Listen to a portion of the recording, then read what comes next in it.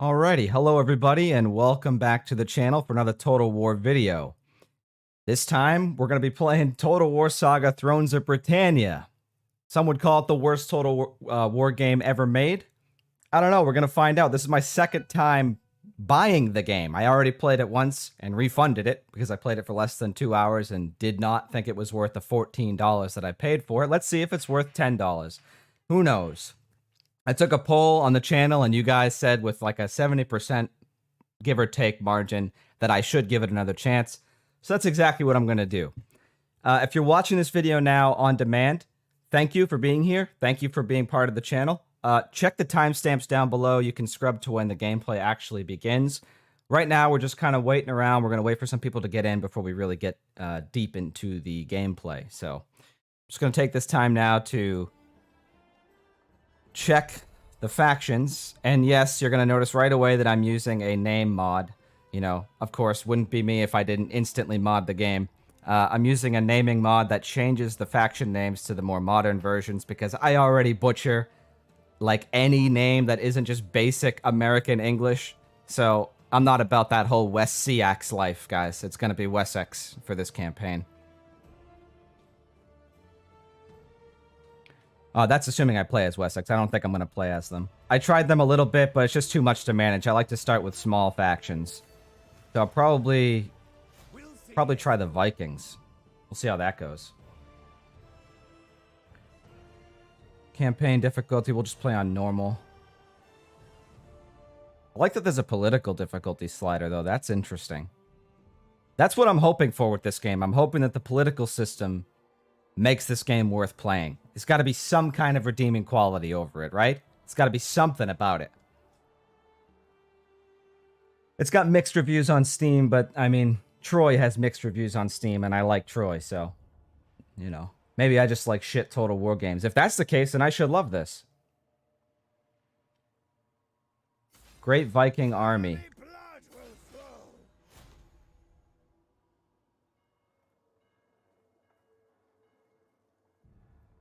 Initial challenge hard. Disloyal characters.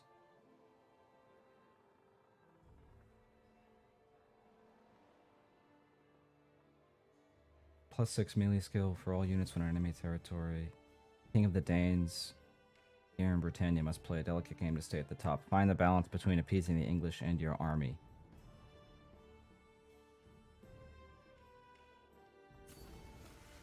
You can rely on us.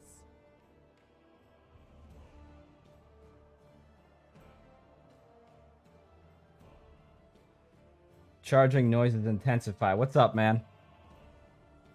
Still better than Troy, though. Just saying. Hey, I'll find out.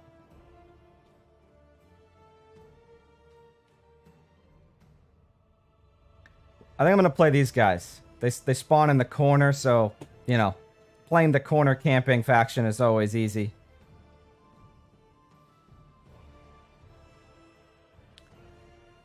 Campaign settings.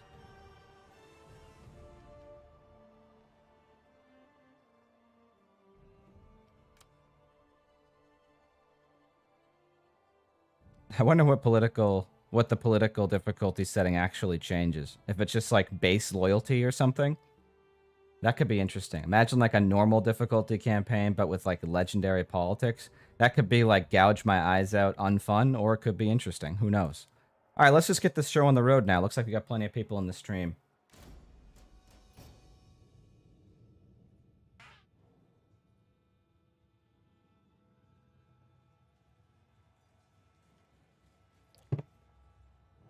Did modders fix this game? I have no idea. Everybody talks about the shield wall mod, but I'm just playing vanilla with a naming mod. That's it. I always believe you should try the vanilla game first. A great army may have terrorized England, but we have preyed on these isles for decades.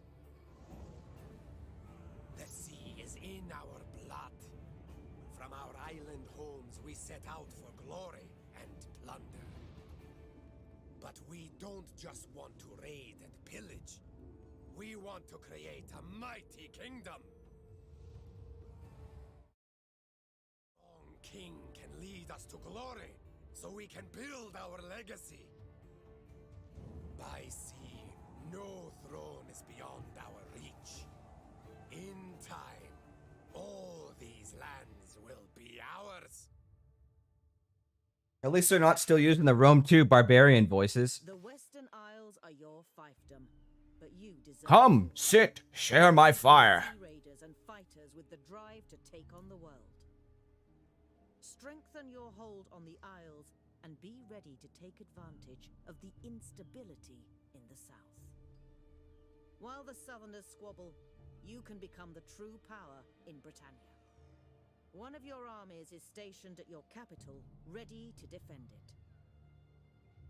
Your other army is well placed to combat the rebels to the east. Crush this local threat to secure your holdings.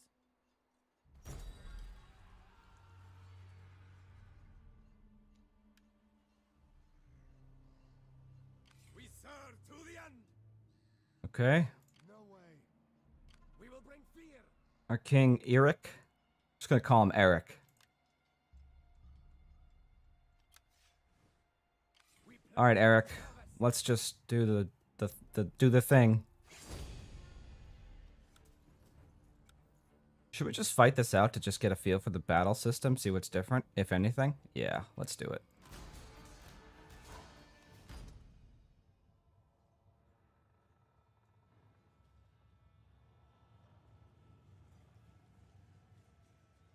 Gods of the afterlife, spare my arse.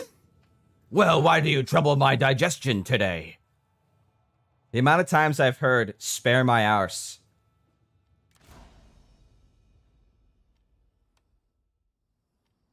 Like, they couldn't have just gotten a couple interns at CA to just do some slightly better voice acting. I think the Romans and the Hellenic factions and the Easterners all have good voice acting. It's just the barbarians are friggin' atrocious.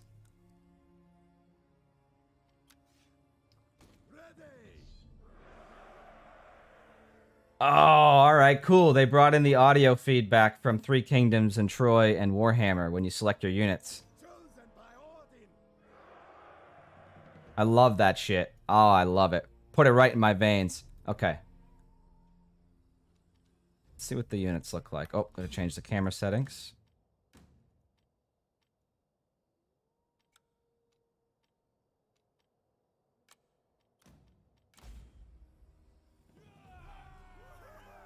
Ooh. Carry torches. That's pretty cool. Eastman Warband.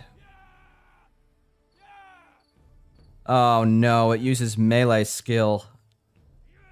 You know, I don't... They did this in Three Kingdoms too, and I just like... I'm a boomer about it, guys. So, all units, I guess, have the same base melee attack and melee defense. But then there's just this nebulous melee skill. I don't understand how it really works. But I don't like it. It's different, and I don't like it. Eastman Archers, okay. Gotta say, the skins so far, definitely an upgrade on Attila's. Definitely.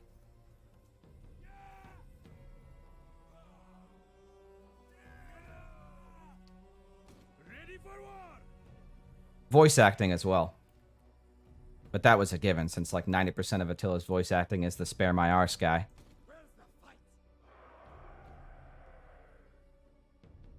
Battles look like Attila. Yeah, the battles do look like Attila so far, but let's see how they actually play.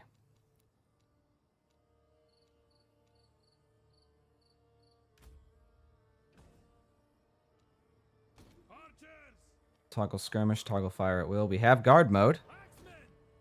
That's an improvement over Attila.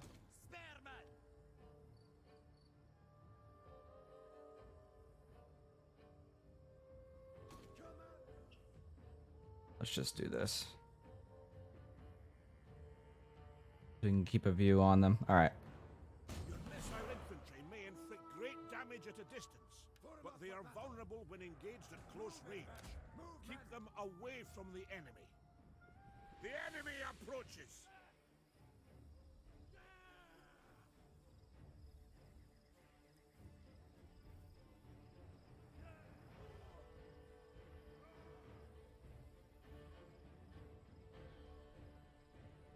It's got a skirmisher cav.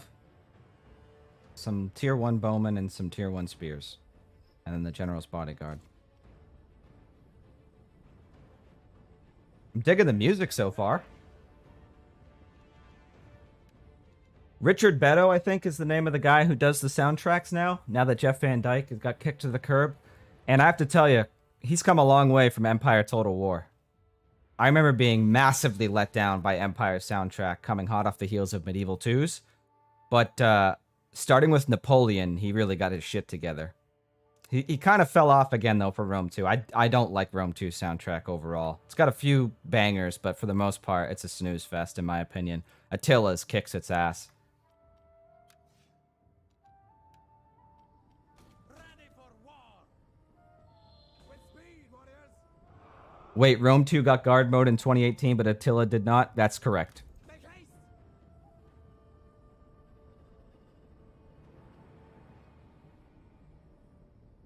Anything built on Attila's engine is just asking to be review bombed for bad optimization. Yeah, I completely agree, and I can already feel the sluggishness in this game.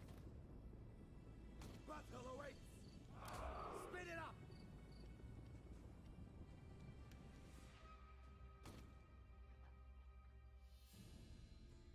That's interesting. Archers only have 80 men per unit.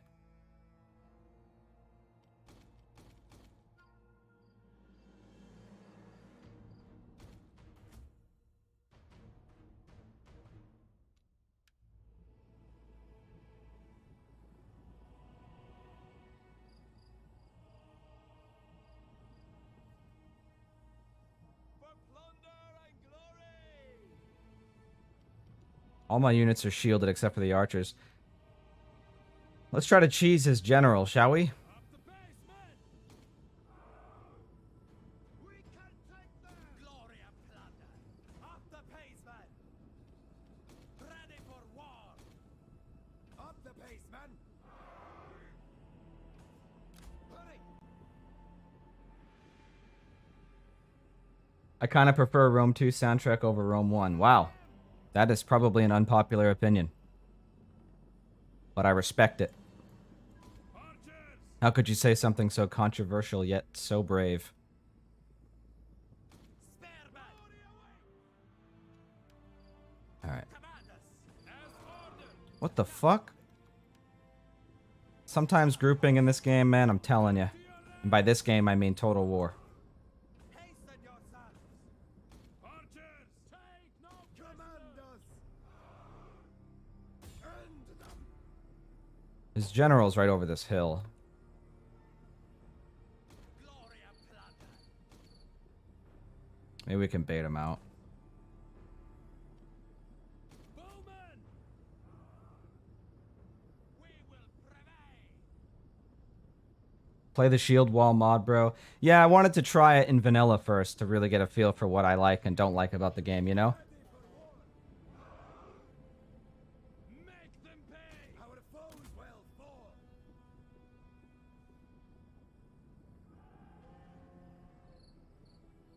Archers. Here we go. Now we're in business. Missiles away. Ready for war. Our general is under attack. Alright, enough with the skirmish mode, boys. Shield castle. Battle awaits.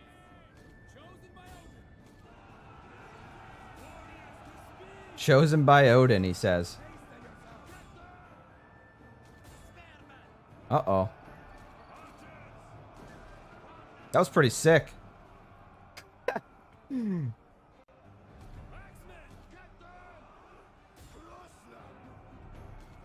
Archer just got obliterated, boys. And they rout the fight. You must attempt to break the enemy's forces before they do the same to you. Alright, the archers are not just shredding his general's bodyguard like I thought they would. Glory and plunder. End them. The battle is turning in our favor. Quicken the pace. Hasten yourselves. Now we gotta play the chase the skirmishing units all day game.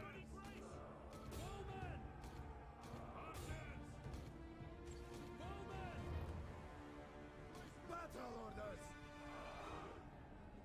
Commanders.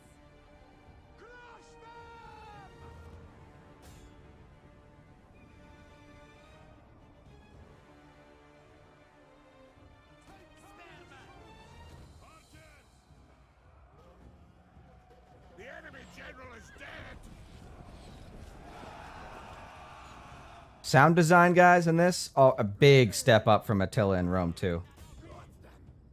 Can already tell that.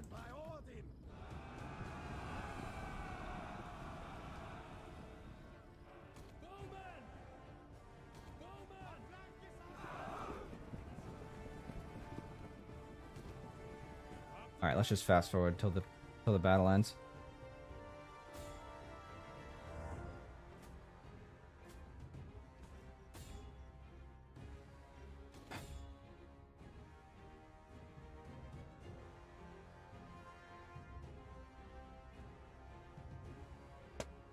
Anyone tried Rome Mobile? I thought about it, but I'm not sure if it's worth. I have not tried it.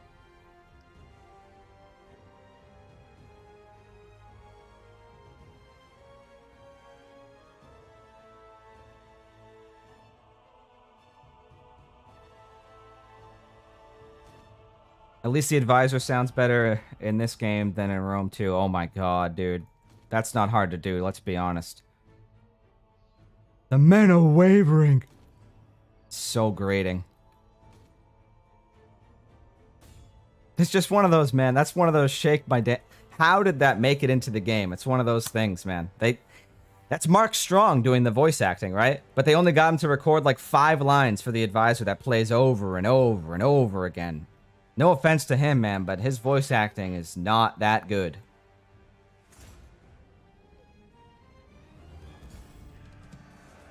Our men flee the field of battle. This is a shameful display.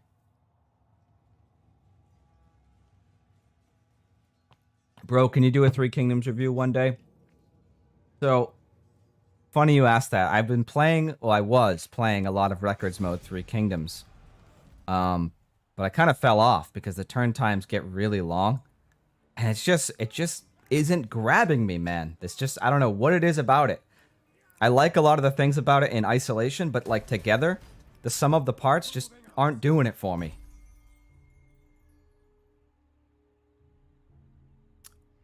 But who knows? You know, I might do it. That's my answer, maybe. My warriors are ready. All right.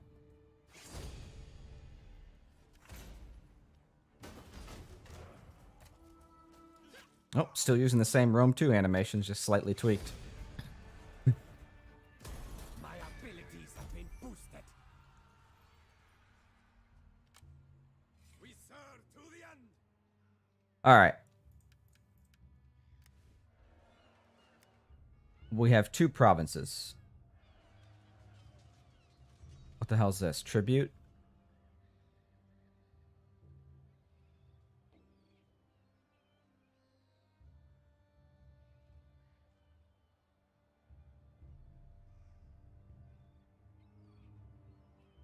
Diplomacy payments, battles, sacking raids. Okay, let's see if we can get some people to pay up.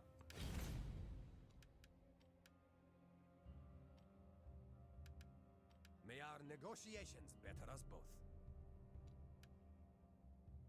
So trade is just automatic in this game.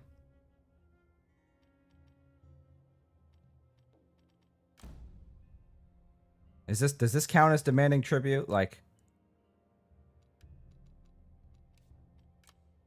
You have no right. More mead. Fine talk will follow. you have no right. All right.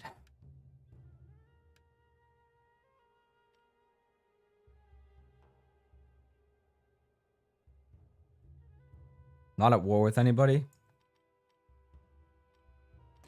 We will break bread, then seek a court. Yeah, I'm not seeing a demand tribute other than just like the diplomacy payments thing. Wait, this isn't Warhammer 2. Kidding. What's up, Blackscape? Blackscape, you love Three Kingdoms, don't you?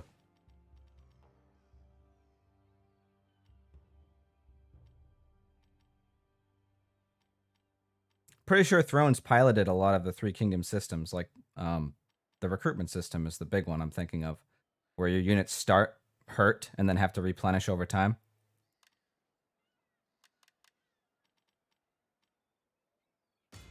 All right. That just tanked my food income.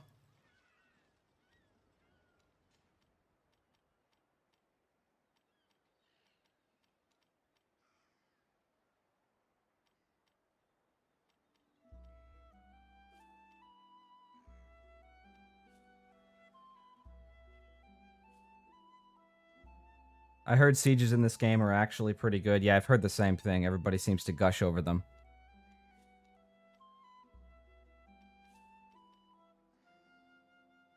Here we go, fishing.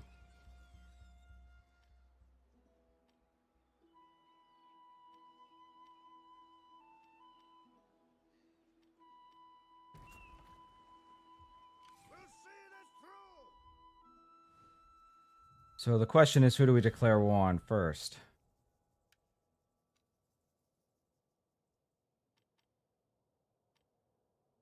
Either these guys or these guys. I'm gonna assume we should go for these guys. Iron, furs, pottery, port. Ah, that awful building system of thrones. Yeah, the just like straight up color coded upgrade system. I don't know. I don't have an opinion on it yet because I don't really know what the fuck I'm doing right now. So we're gonna figure it out as we go. Skills available, Eric. Interesting. So the followers system is just your skill system. They just call it followers. Got it.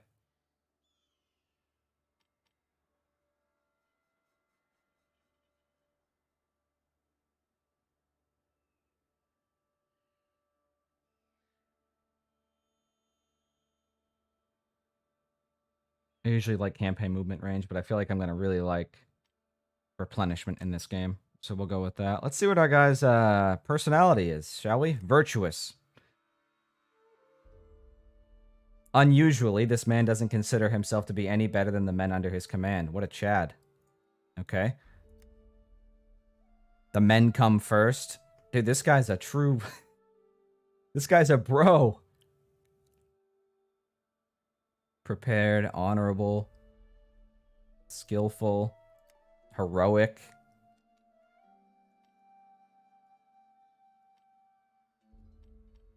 The unending tide.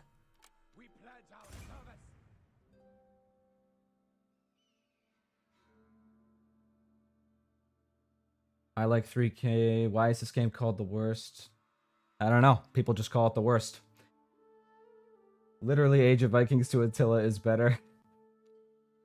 We're gonna find out why people call it the worst, Paris. Still those fish traders, man. Winters are rough. Oh god, there's seasons in this. Okay. This game is overhated. Now, don't get me wrong. It is a terrible Total War game, but a terrible Total War game is still a solid game. Okay. I can respect it. Small village garrisons are a must mod for this game. At least it's better than Shogun 2's building. Forgot how Shogun 2 looks good. The vibrant colors bring me back to Rome 1. Man, I love Rome 1's vibrant colors.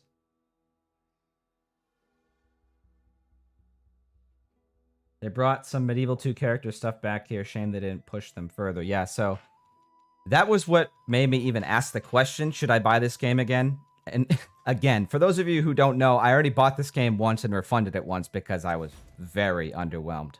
But people were telling me in my like Rome 2 political system video that Thrones has a good politics system. So I was like, all right, maybe I should give it a shot next time it goes on sale. I asked you guys in the community tab, like 70% of you said to do it. And then it went on sale like today or yesterday. So perfect timing. And I figure, hey, $10, you know, how bad can it really be? And at the very least, at least it'll make an interesting stream. All right. How does the governors and estate system work?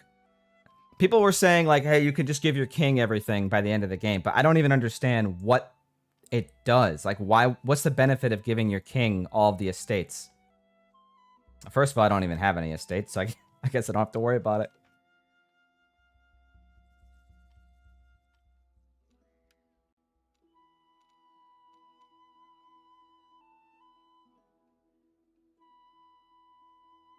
Do you like this game? I actually enjoy it. The mod that adds Northern Irish factions are fun. It's way too early to tell if I like this game or not.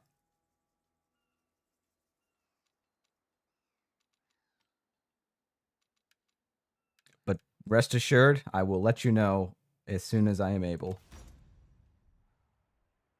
Enemy blood will flow. All right. I'm just kind of milling right now, not sure what to do. So, are there stances? Oh, there's no ambush stance. That's right. And there's no agents either.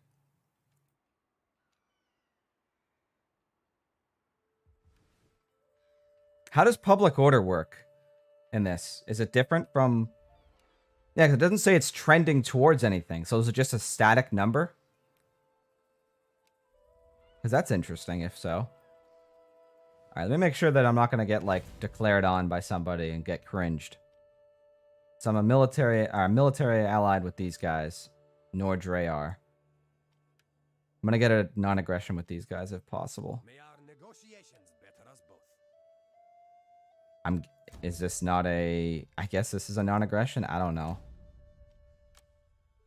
You speak sense. Approach them. Can I just, like, demand payments? Insulting. We do not. Yeah, I have no idea how this tribute system is going to work.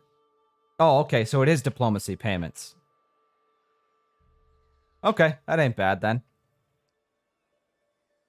It kind of reminds me of the Restless Warriors trait for the Vikings in Age of Charlemagne, if you guys remember that. You start with this, like, punishing debuff that you can only get rid of if you raid and sack enough times. Right, let's end the turn and see how painful the end turn sequence is.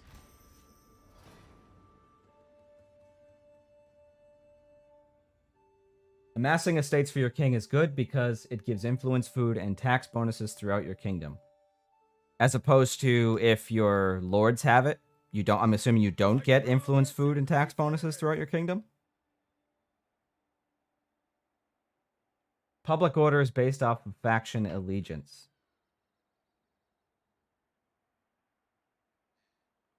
Asks to be your friend, also demands 300 gold. The life of a Viking, man.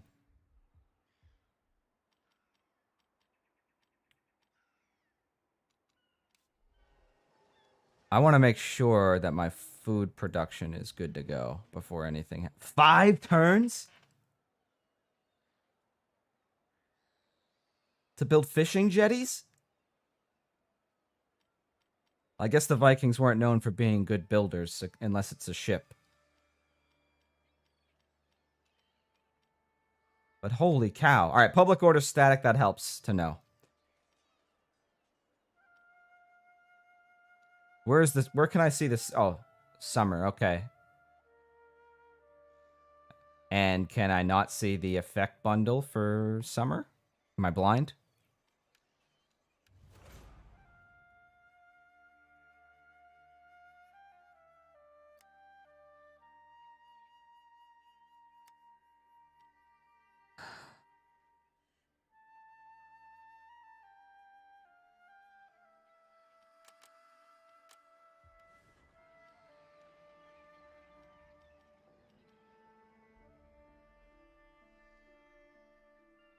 Evening from real life West CX. Oh, that's awesome, man.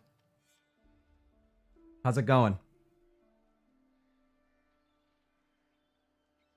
The reason that why I even have Attila is the 1212 mod. I don't think you are alone in that feeling, my friend. So, okay, so every province... I don't understand. Can I not convert these? I gotta be honest, guys. I hate Attila's building browser.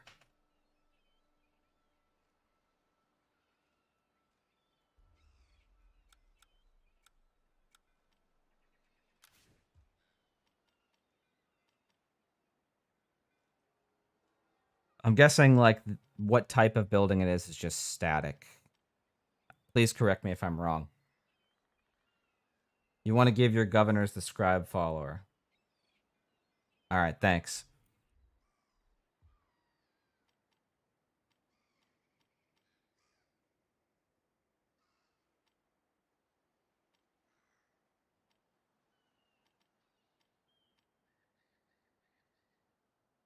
Salt? Okay. I don't know. All right, let me see if where salt is.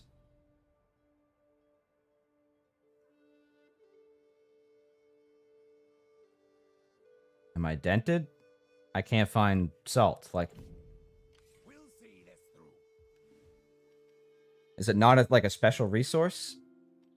I want to optimize my income here, guys, and I'm trying to figure this out. 15% income from salt building change in all regions. Is it just like, hey, you can build salt mines in any region, or is it a dedicated, this is a salty region? I'm getting salty right now trying to figure this out. Forget it. I'm building the other thing.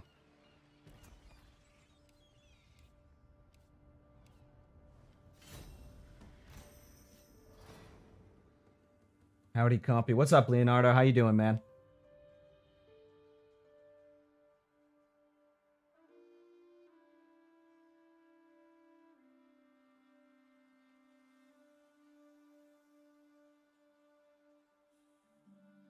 Do people not like this game's UI? I thought it was pretty good. I'm not hating it so far. You know, I'm just trying to learn it. Lots of... Holy shit.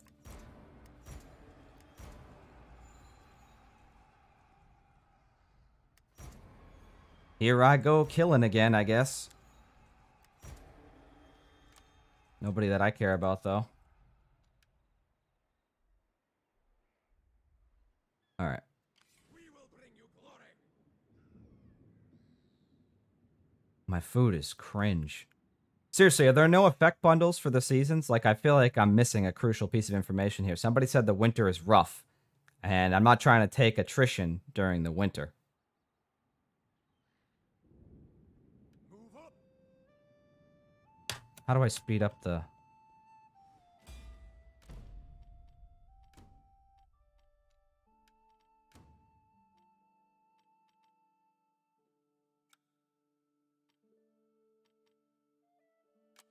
I guess I can't speed up the movement of my troops. I don't know. Ready. The time for that will come.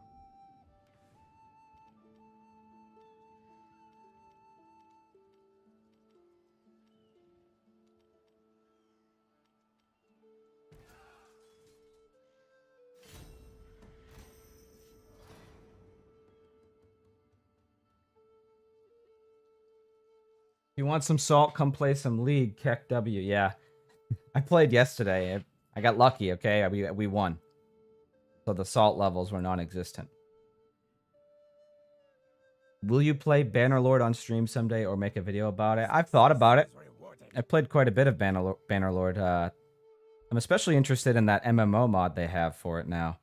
Traits gained pleasant. Who is this? Kettle? This man is welcoming and by nature undemanding to be around, which puts others at ease. Dude, why are all my fucking Vikings good guy Gregs?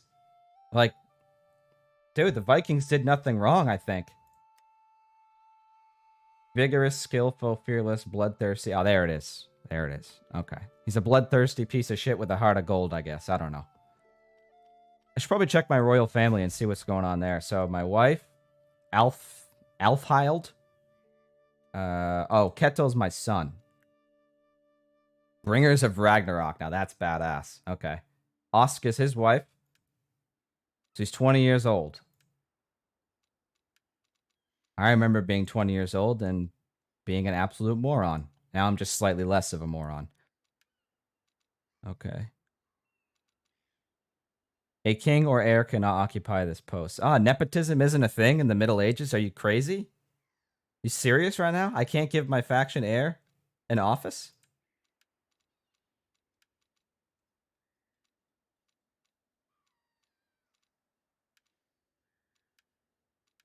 I'm not liking this, that all of the characters are split into tabs. I'm not gonna lie. I wish there was a show all button. Because these guys are just hiding from me.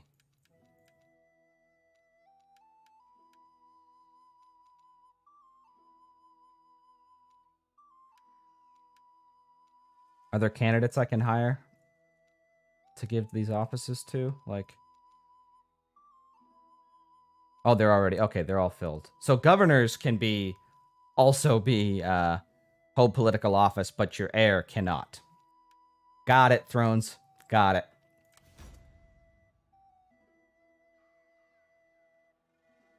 Yeah, don't go to Scotland in the winter. Looks like it's too late for that.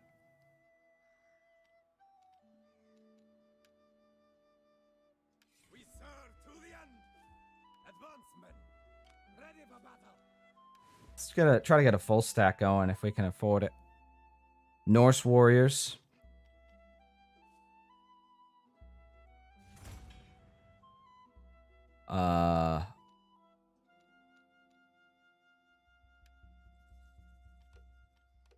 Somebody want to tell me why I can't oh, I see. Oh, wow, you have to unlock technologies. That's different. Okay.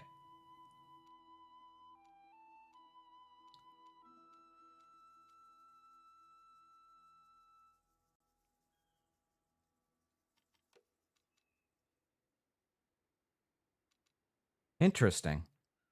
That's different. You can rely on us. Units cost food as well, so watch out. Yeah, that's the main thing I'm paying attention to. Income is not a problem, it seems like, right now. So, yeah.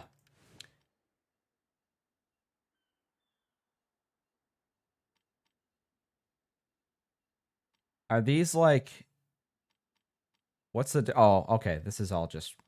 These aren't separate from these. They're just different categories. Got it.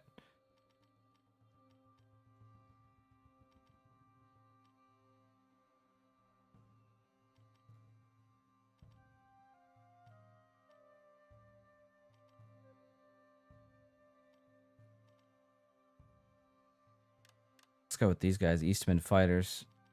They only cost 10 food, so that'll put us at Unity food surplus. But we have buildings being produced that increase food.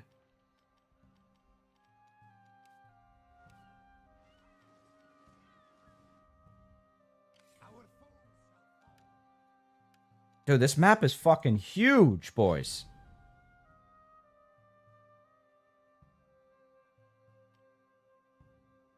You think somebody at CA likes the British Isles?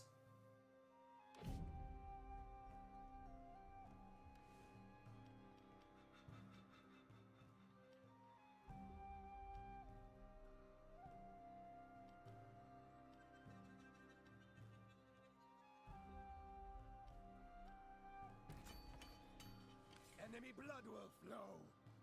This is your first time. It's actually my second time. I refunded the game already once, a few months ago, and just rebought it. Because chat has spoken. Alright. Skills available. This guy's a governor. Somebody said in the chat to give him the scribe buff, so I'm just going to blindly do that. Oh, I see, because it's just percentage increase in income. Impassioned. Cormacker. Alright, next turn. They had a whole Medieval 2 campaign about it. Yeah, they had a whole Medieval 1 campaign about it too. The Viking invasion. CA is British. Yeah, I know they are. I think the technology system is actually pretty good. It isn't as linear as in other Total War games. Yeah, I'm not hating it so far. I think it's different.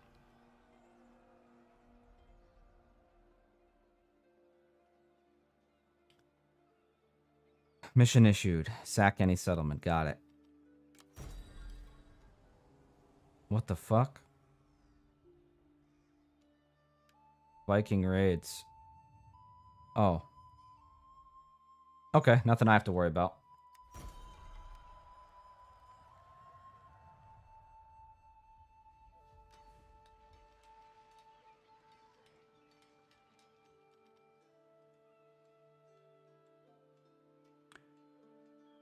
Does having a governor increase public order?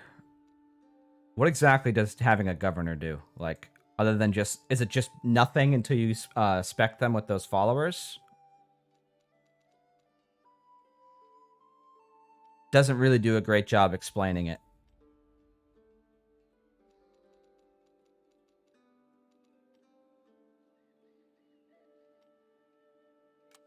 No, I don't want to do that.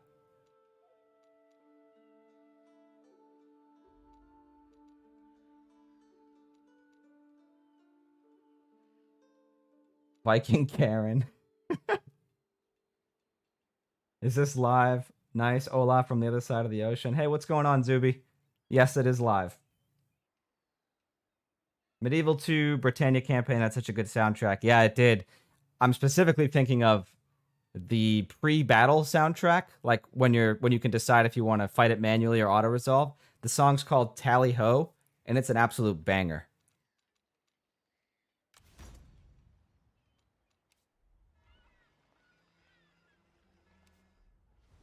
All right, let's just recruit some more boys. Some more raidy boys.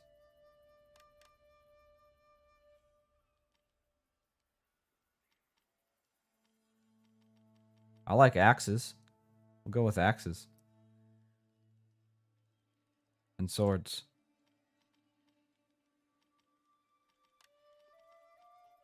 I wonder how the whole, like, ranged dynamic works in this game.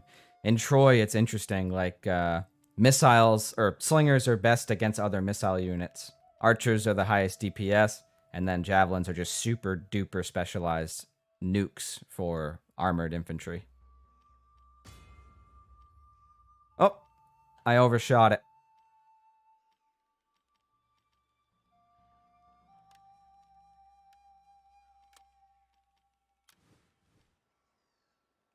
Our foes will suffer.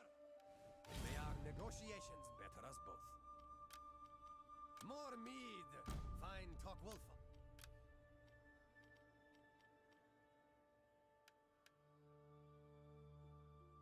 See if I can demand some more tribute or something. We may both benefit from this meeting.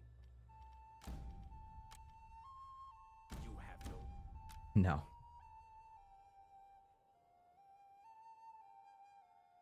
Damn the bot. Yeah, dude, the friggin' Streamlabs bot is so overzealous with the long messages. I gotta turn it off, but I gotta stop saying I gotta turn it off because the last time I streamed I said the same thing and then completely forgot about it as soon as the stream ended. So I'm just gonna keep my mouth shut this time and hopefully quietly remember to turn it off.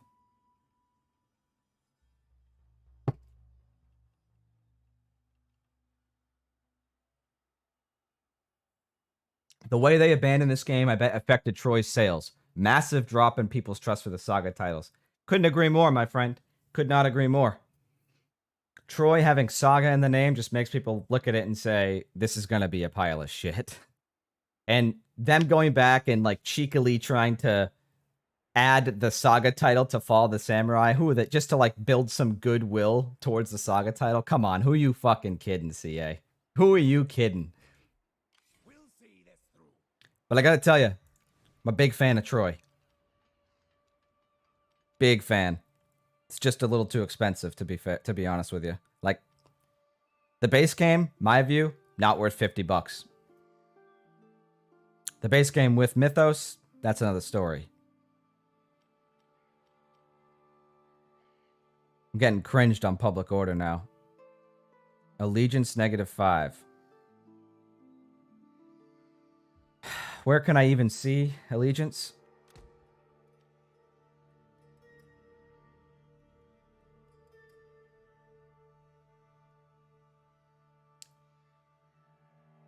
No, seriously, where is Allegiance? Like, oh, right here. Okay. All right, it's just a culture system from Attila, or the religion system from Attila. How do I increase my allegiance? And is every...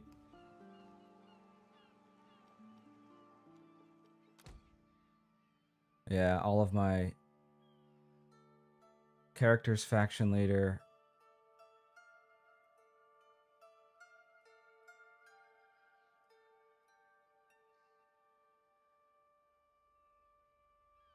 There's a DLC button on the main menu, but they never released it. Should probably have been a Norman DLC. Oof. F in the chat. Wonder why they didn't do it with Napoleon 2. Yeah, I think it makes more sense for them to do it with Napoleon than it does with Fall of the Samurai, to be honest with you. Don't get me started on the whole Napoleon thing, because that still triggers me to this day, that it's not an expansion. Sorry, it is an expansion, but they're selling it like it isn't. We could have had 1 giga 18th and 19th century game if Napoleon was just an expansion the way that Fall of the Samurai was an expansion to Shogun. I mean, it just drives me crazy because you can't play... Napoleon plays so much better than Empire does. It feels good to play compared to Empire. But Napoleon's scope is like tiny. It's like a puddle. So that instead of making 1 giga game, just doing a little bit more work, you know, a little bit more work and backporting the improvements that Napoleon made. Instead, they hamstrung both games. Which is what they did with Attila in Rome too.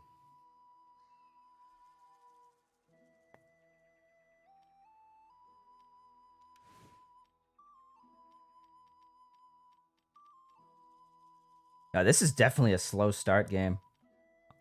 Not necessarily a bad thing, by the way. Just an observation.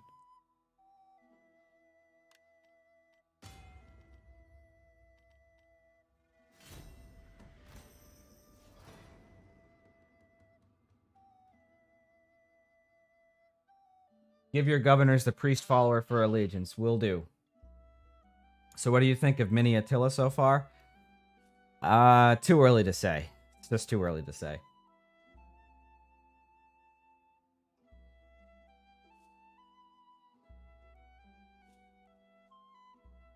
Hard agree, slow. Yeah, I saw you playing this the other day. What are you thinking of it, Andy? Unpopular opinion, I like this game. Yeah, that is an unpopular opinion. I can't give you mine yet because it's too early to tell. Let me tell you, I liked it enough to refund it the first time I played it, but that's less than 2 hours of gameplay, so I'm giving it another try.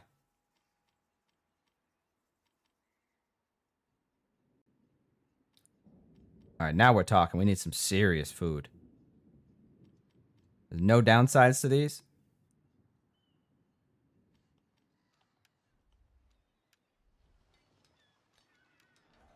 Yeah, there's no downsides to these. Perfect.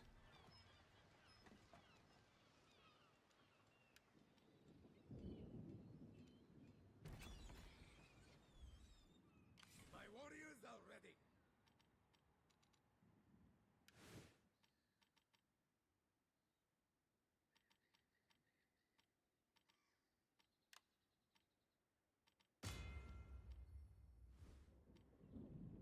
What up, dude? What's up, Jazz? How you doing? Do you have an opinion of the battles, at least? I have an opinion of the sound design in the battles, which is, it's pretty good. We serve to the end. Gwynedd are a fun faction. It's a huge failure. It's no religion and faction differences. They all feel the same. So I have heard. Is there at least rating stance? What is that? What's this? Rely on us. Yes, there is. Our foes shall No ambush stance. Kind of cringe, not gonna lie.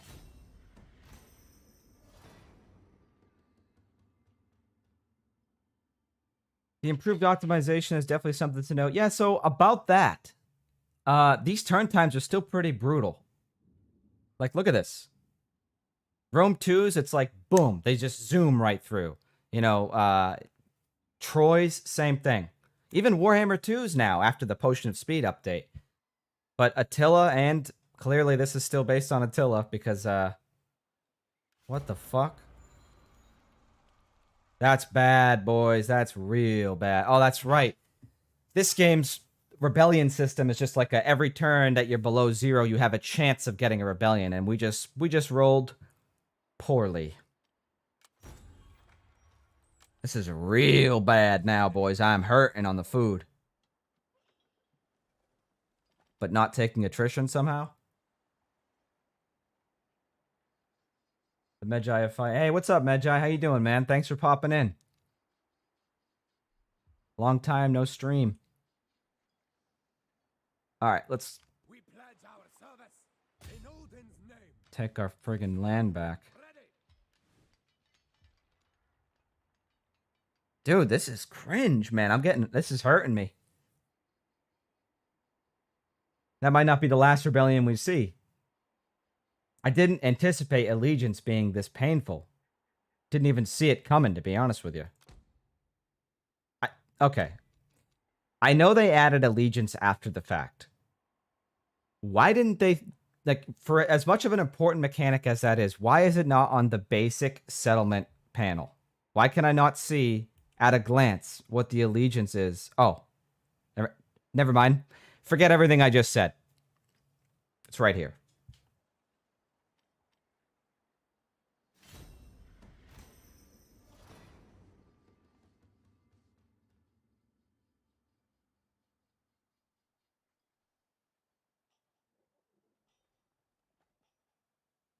So is it bad? It's too early to tell, Anthony.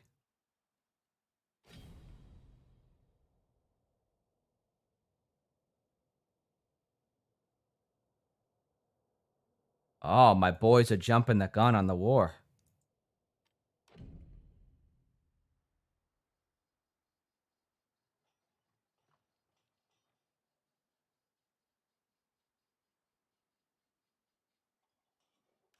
Playing as the Picts? No, I'm playing as Sundrayar, a Viking faction. Ships at your command.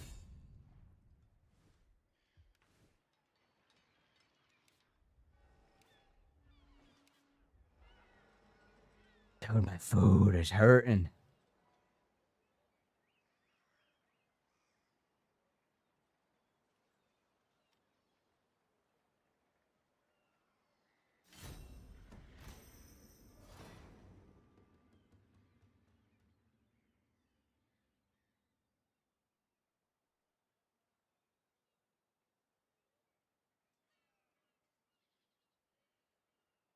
As an Egyptian, I'd appreciate an Egypt-based Total War game or an expansion.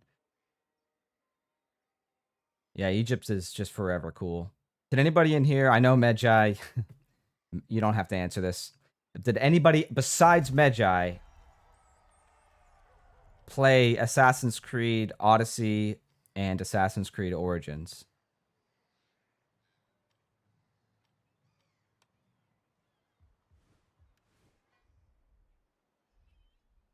Longships high. Holy shit.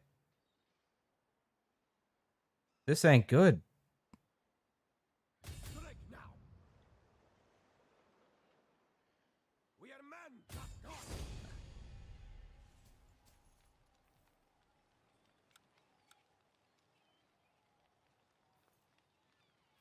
Spearman.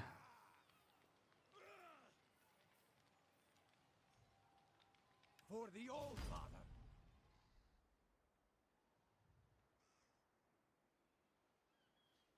Oh, by the way, did you go to Imperium GBR on the end? I looked at it, but I didn't end up buying it. I saw too many like downsides to it.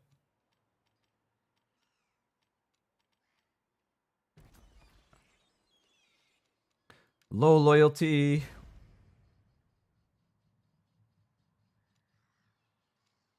My son has low loyalty?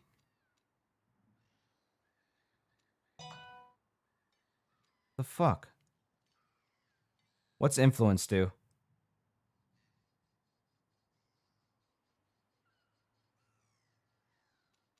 Let's find out.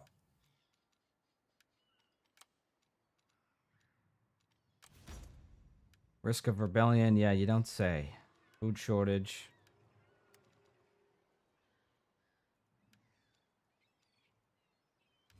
Fall shall fall.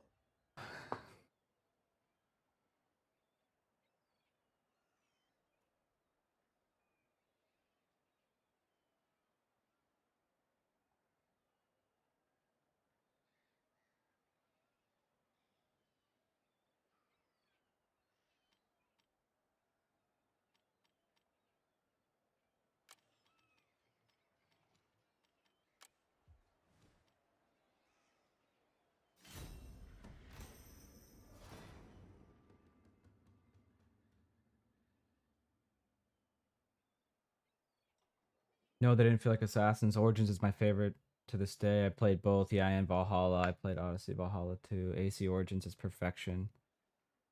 Man of culture, we Join the meet war again. on your own terms.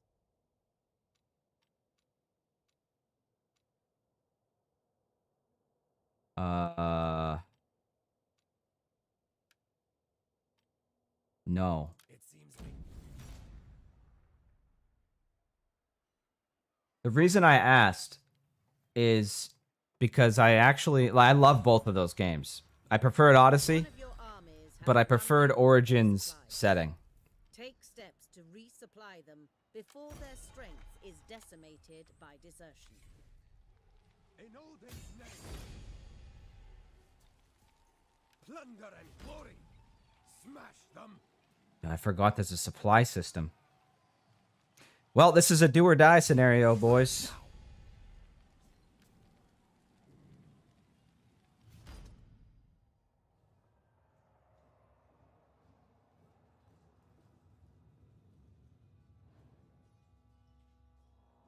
If your lords have more influence than your leader, they will grow less loyal. Oh, so I just absolutely shot myself in the face by giving my disloyal piece of shit son more influence. Got it.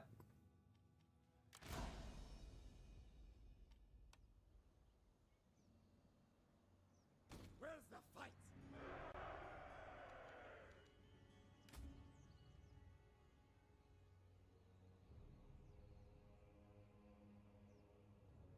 Slow movement speed, charge bonus. State your orders. Well, we want to stay out of the woods then, because we want to use our Axeman charge bonus to its maximum effectiveness. Glory and thunder. Your mounted troops are swift and Battle powerful, orders. yet will suffer in prolonged engagements with infantry. Use them to harass and outflank the enemy. Hasten yourselves. Move it, men. Let battle commence.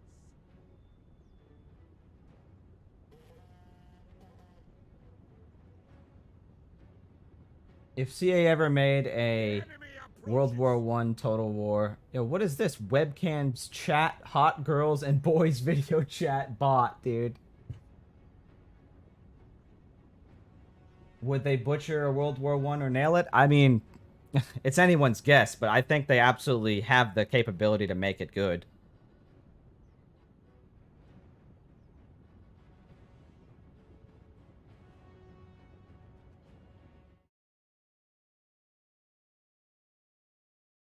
Fucking bot making me have to actually be a moderator. Hold on.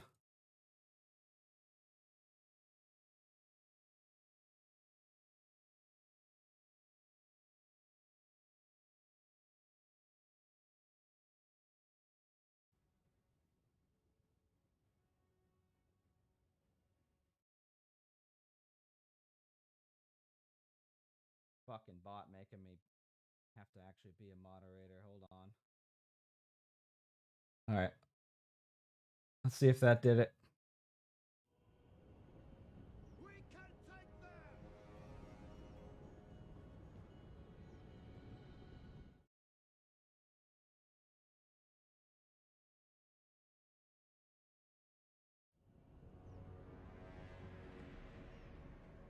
We will prevail.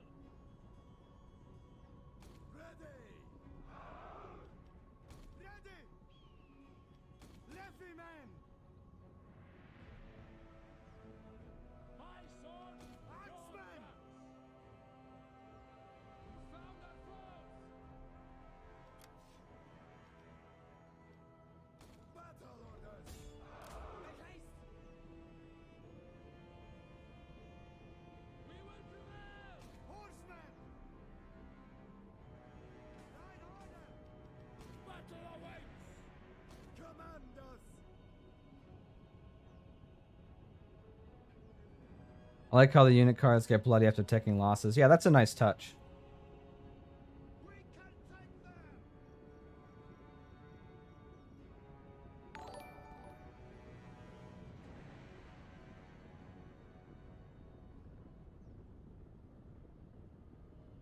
Horsemen.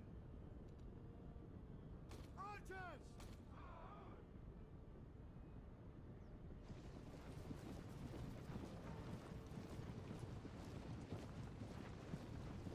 Fall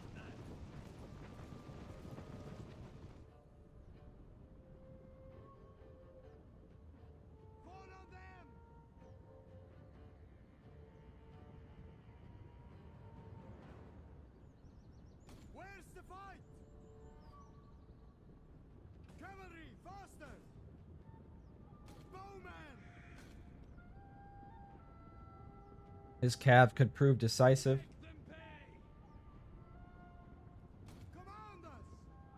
Under enemy fire! Horsemen! Chosen by all! They got me! Bowmen! Missiles away! Horsemen! Our foes will fall! Hasten yourself! Quicken the pace! Horsemen! Break them! Axemen! Shields up! Axemen! Axemen! Up the pace, men! Spare them! Spare them! Glory and plunder! Ready! Run them down! Fire your missiles! Our general is under attack! Battle orders! Agree! Horsemen! Our foes will fall! Leftymen! Archers! Command us! See! They flee before our might! Archers! Axemen!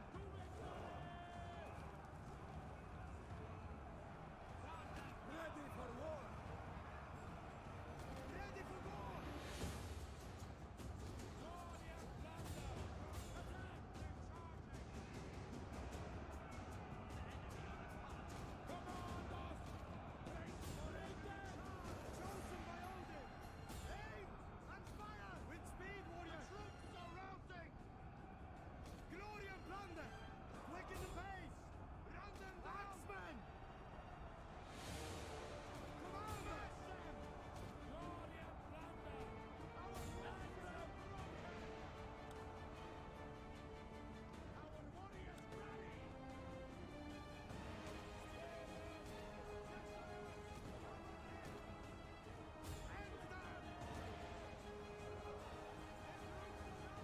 That ain't good.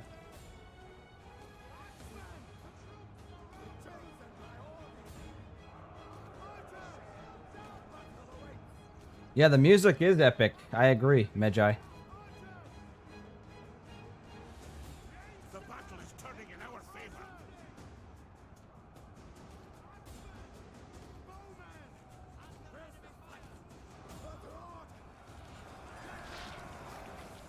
Oh, there's that classic Attila performance.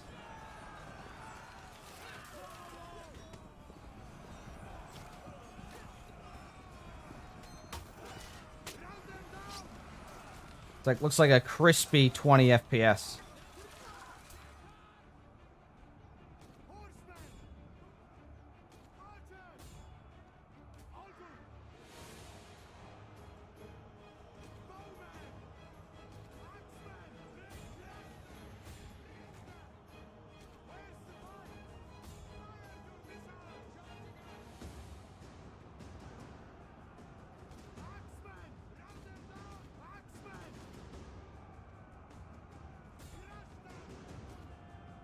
And these are some hardy boys.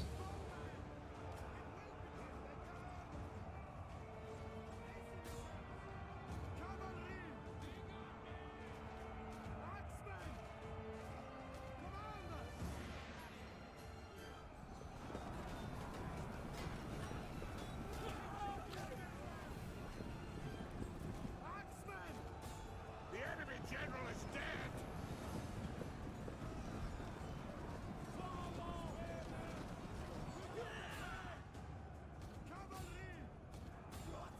Actually, let's do a little shield castle, shall we?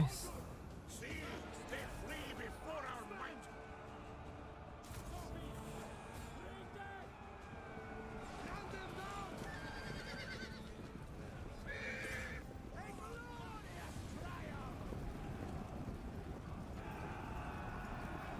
The unit models look really good.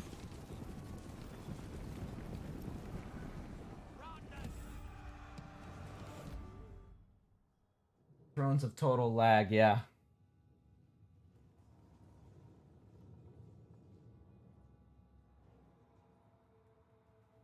After playing Dividiet and Para, I always feel like modless Total War battles are too fast and unrealistic. Yeah, I completely disagree, my friend. You know, I respect it, that opinion, but I don't hold it. I actually enjoy the quicker pacing. Mostly because, like, in some turns you can fight like 5 battles in a single end turn sequence when you get to the mid game, and just, you know, if these are 15-20-minute battles, it gets ridiculous. Your army suffers in the miserable conditions in which they find themselves. Move them on, or more men will fall to the elements. You can rely on us.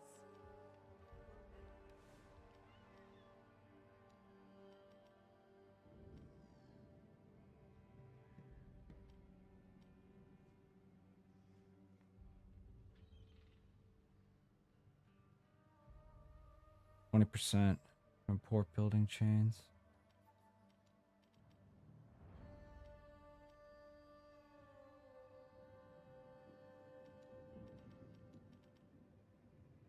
That's still not worth it.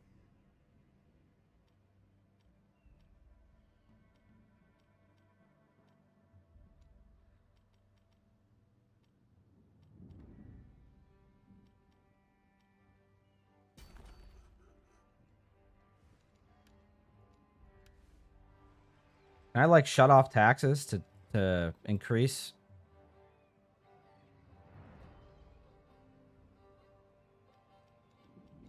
Because this is kind of crazy.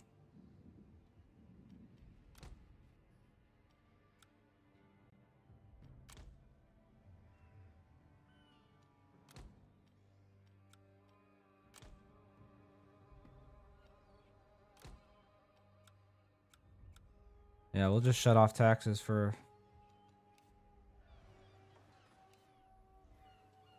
now. I'll probably have to raise another army here. Look at this piece of shit with 1 loyalty.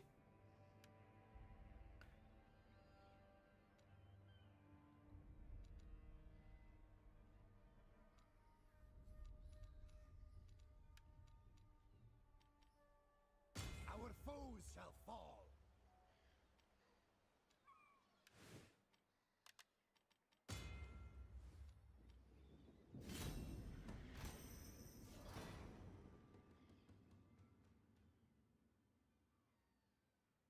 Very close battle, yeah. Medieval 3 would be great. Yeah, I would bet money, if I had to bet money on what the next Total War game setting was going to be, historical. I would say Medieval 3, for sure. You know, I'm obviously more partial to, like, World War 1 or Victoria, Empire 2, or even full-on mythology. But I'm okay with Medieval 3 as well. I think it's definitely time for one, that's for sure. It's been, God, how long since Medieval 2? And it would sell, like, you know, it's basically a money printer. Whenever they decide to make it, unless they royally fuck it up, it's just going to be a money printer. And you can milk the shit out of it with DLC, which you know they will do.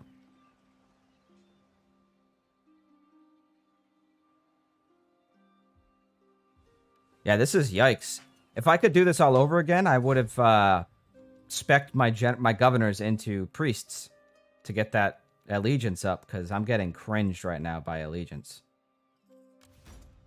My warriors are ready.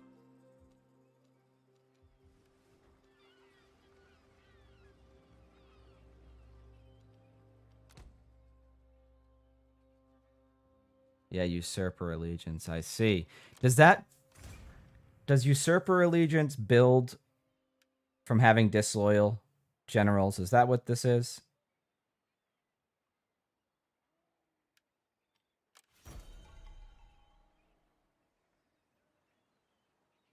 I could torture him to make him loyal. That's yes. Fuck that guy.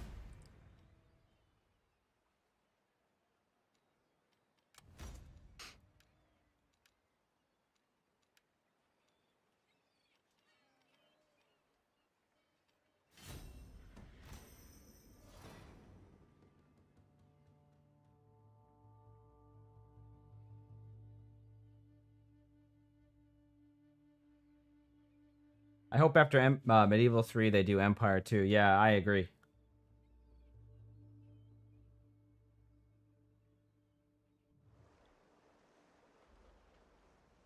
Yeah, Empire 2 would slap.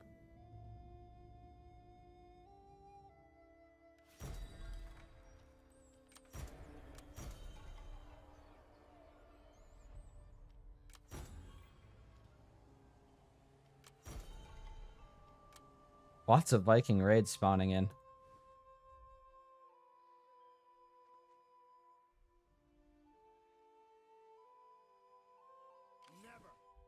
My ally lost one of his settlements to rebels, too.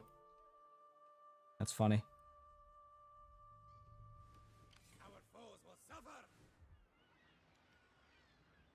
suffer. So there's no edicts in this game either, I just noticed.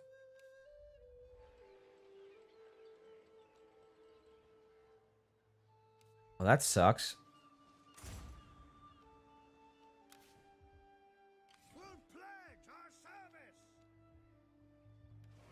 I need food in the worst possible way. Holy cow.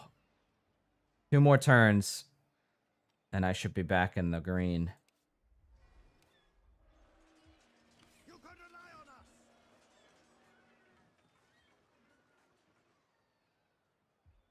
Our foes shall fall. We're ready. I'm gonna just do the risky move here and disband these guys. So I no longer have a food shortage and no longer have -2 public order.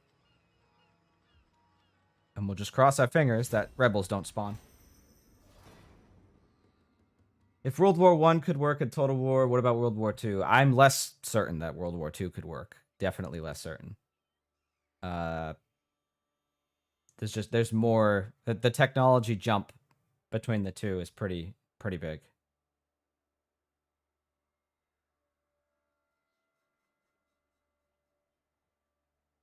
Screw that. Give your son the belt for having low loyalty. Literally whip him into shape. Yeah.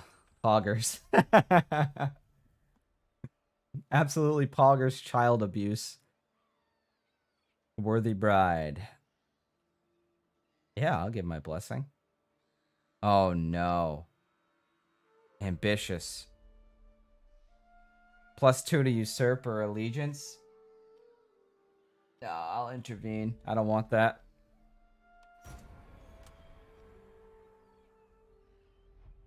Oh, his loyalty went down because I stripped him of general status.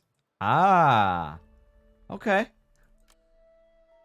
Yeah, they definitely expanded on the characters thing. It's kind of neat.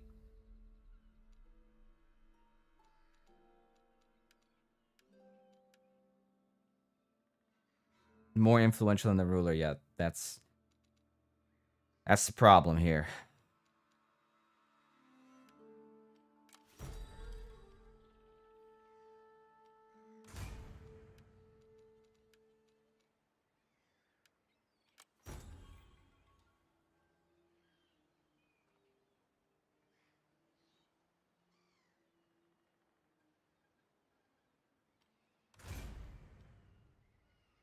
Alright, I already tortured one of my sons. I'm not going to torture the other one. Dude, how much does this suck? Both of my sons have, like, shit loyalty. And one of them has to be my heir.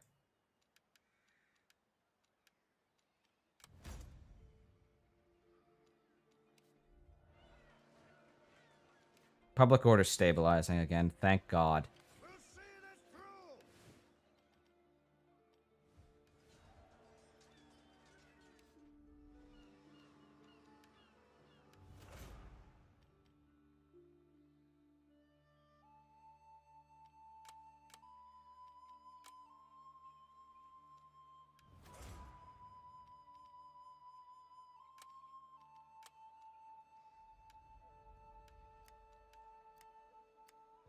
Enemy blood will flow.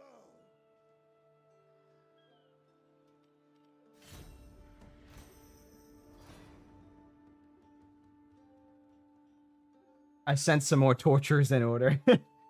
Given how CA is going, I'd guess they would take World War II and make a saga out of the biggest war in human history. F in the chat.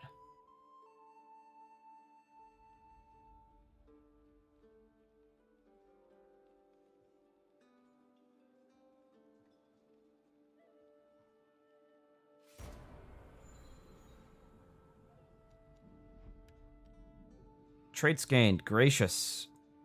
Imagine that. He gets tortured, and then he becomes gracious. It's his redemption arc. Kettle's redemption arc. And then there's this idiot over here, imbecilic. Something went wrong when brains were handed out. It's pretty good. Let's see what that guy's whole deal is. Oh, he's my governor. Or he's one of my governors. And he's imbecilic.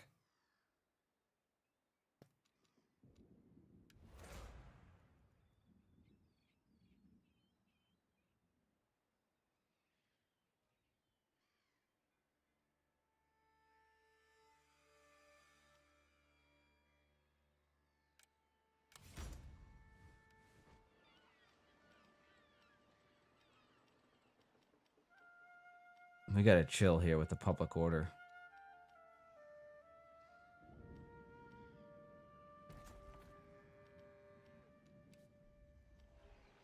Research available.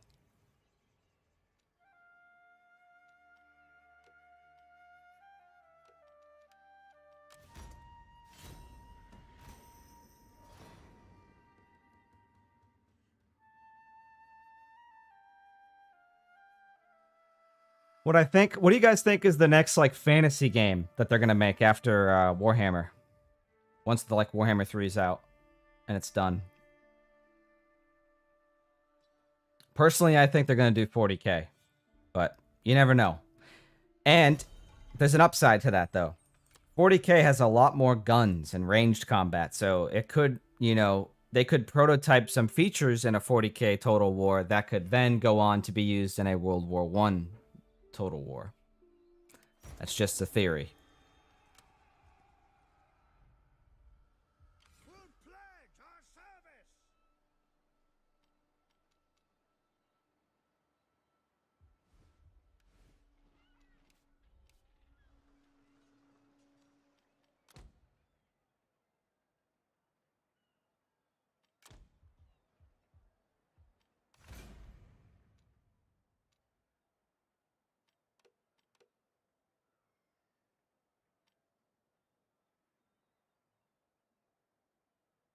I need to get back to doing battles and stuff. I wish Forced March was in the game. That's a cursed statement, isn't it? I do, though. I really do, because this map is huge. And, like, it takes forever to get anywhere.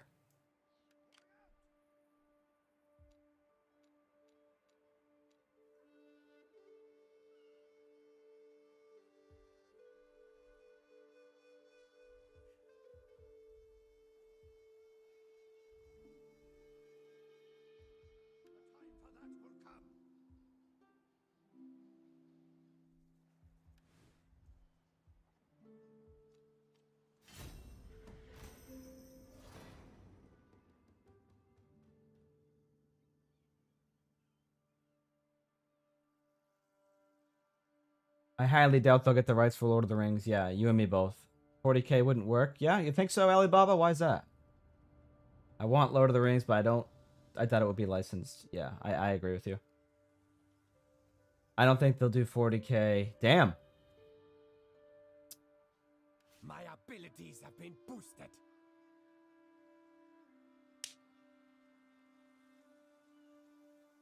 PRB guys have to take care of some Russians. Good luck.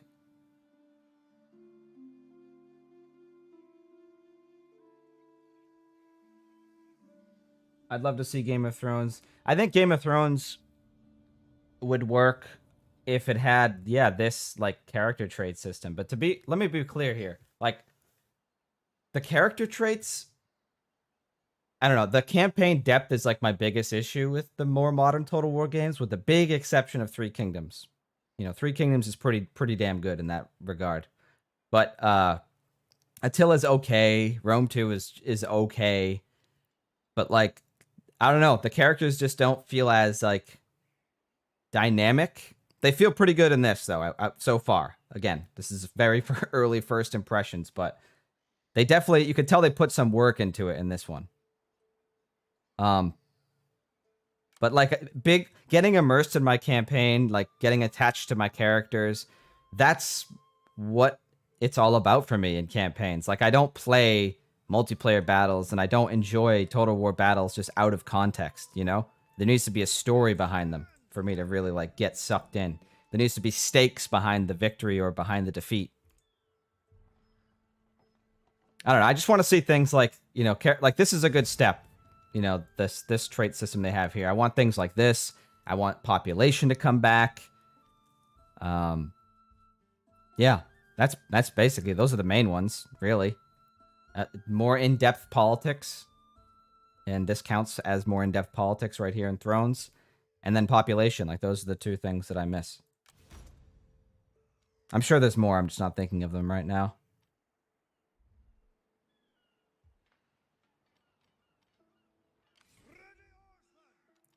But yeah, I could see Game of Thrones working. I don't think it would be as big. Like, the problem with Game of Thrones is that Season 8 existed.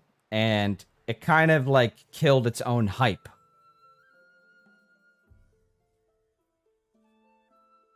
I think there's better fantasy universes if you want to go fantasy.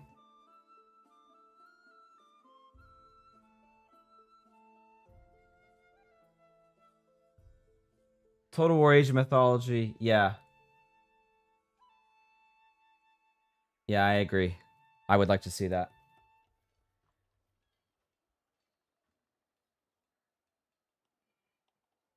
The problem with a Game of Thrones adaptation is that some factions wouldn't have mythical units, yeah.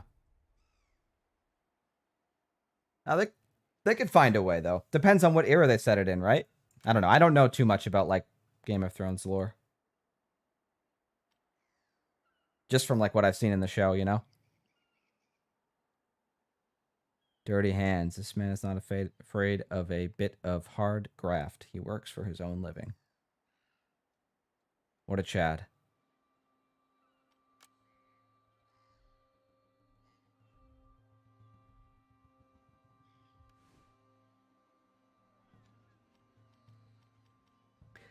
Getting back to the characters thing, Rome 2, after CA Sophia got their hands on it and put out Empire Divided and then the Ancestral update, you know, it's much better as far as like getting attached to your characters than it used to be. But I think a big problem with Rome 2 is that the characters are just so fucking ugly.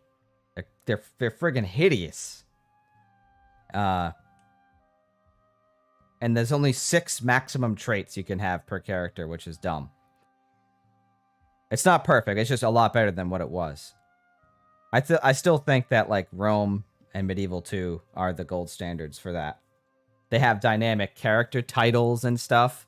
Like, you know, one of my guys, when I played a Saxon campaign, he got like the Cruel or the Harsh as his title because I exterminated one too many settlements. Shit like that is stuff that I really like. So it's immersive.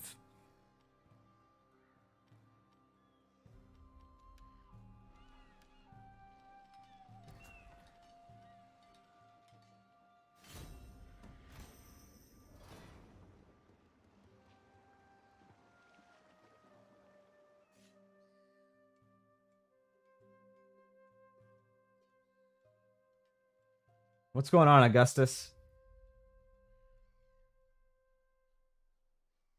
City Viewer. Yeah, I could care less about City Viewer. It's nice to have it. There's no reason they shouldn't have it, but the amount of times I use it, I can count on like 2 hands, you know? So, so far, which has been the easiest to mod Total War? Is from a modding perspective, I've only modded, oh Jesus, I've modded Empire, Rome 2, a little bit of Shogun 2, very little. A little tiny bit of Rome 1, and quite a bit of Attila and Warhammer 2. Rome 2 isn't bad to mod at all. Like it's mostly, it's easy if you want to make things like units. But I have to tell you that like Warhammer 2 with the script, if you can take the time to learn how to script, Warhammer 2 is like endless possibilities, pretty much. It's pretty insane, some of the mechanics that they've managed to make in that game. Like a custom create a hero mod, things like that. It's crazy, and it's all done through scripting. Big credit to CA that they've worked hand in hand with modders as far as giving them Lua libraries to work with. The Lua scripting abilities in Warhammer and Troy are very, very powerful. Unfortunately, we still can't touch the campaign map. I guess, unless you're the Rise of Mortar team.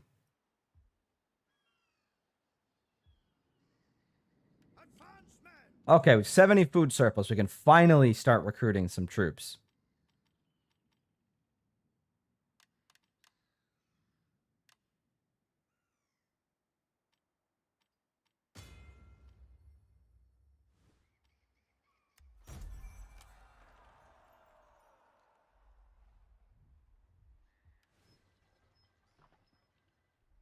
But yeah, I'm biased, but I'd say Rome 2 is probably one of the easier Total Wars to mod, but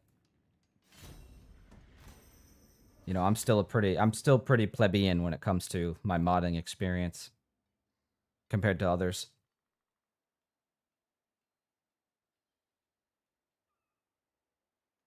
Attila had way more immersion in the time period than Rome 2. Yeah, I completely agree. Attila's atmosphere is insanely good. I've been wanting to do a like top 5 Total War game atmospheres, or like a Total War game atmosphere tier list, because I have a lot to talk about with that.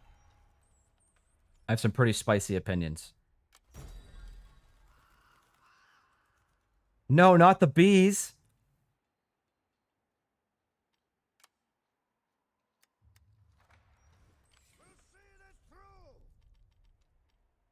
Six turns until we're fully replenished.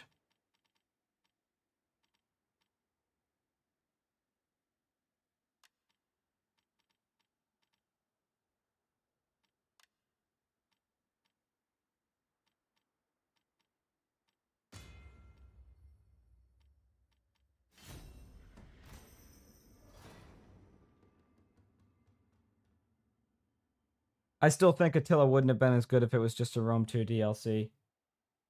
I mean, I guess we'll never know. Now, I disagree, though. I mean, it probably wouldn't be the same as it is now, right? Like with a completely different UI and everything. And I think Attila's UI is better than Rome 2's. But it could still be pretty hefty. I mean, Fall of the Samurai is a pretty hefty expansion for Shogun 2.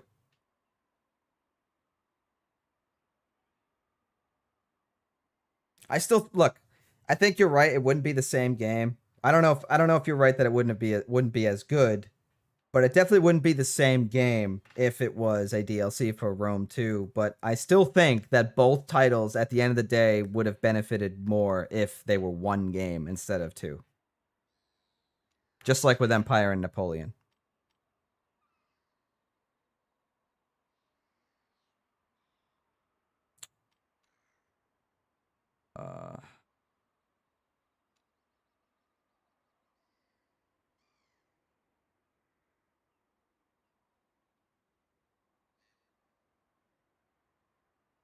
Perhaps you should beat some sense into him before it's too late.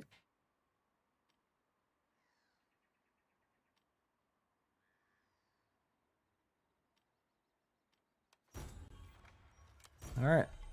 I guess the child abuse continues.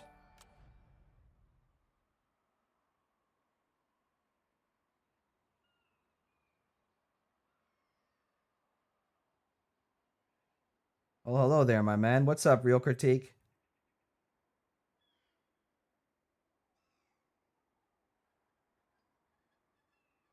The battle banners suck in Attila. I disagree. I like the floating icons. I think they're much easier to read at a glance.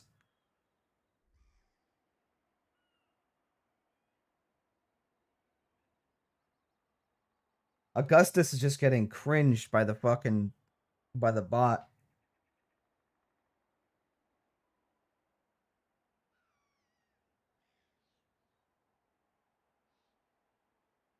Same with Cloud the Kel. Streamlabs. Pain, yeah.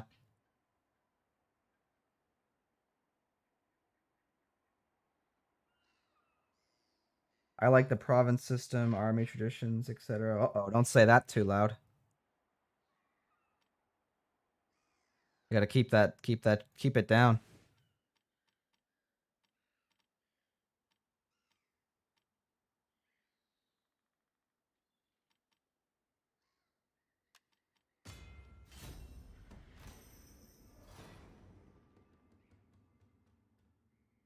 Alex's Toy Barn. Most hardcore Total War fans / fanboys don't like the new stuff in Rome 2, like the province system. Yes, that's why I was saying. For your own safety, keep it down. You might get yourself canceled.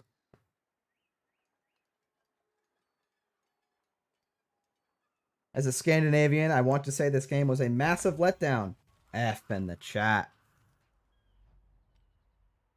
That would be like, imagine they make an American Civil War Saga title and it's a piece of shit. Then I'd be like, boys, they massacred it. They fucking massacred my game.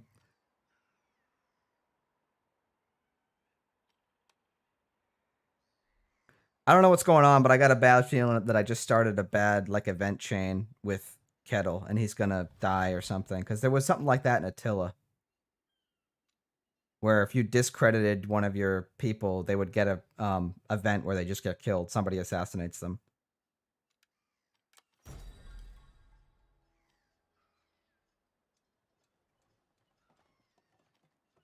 Publicly thank him.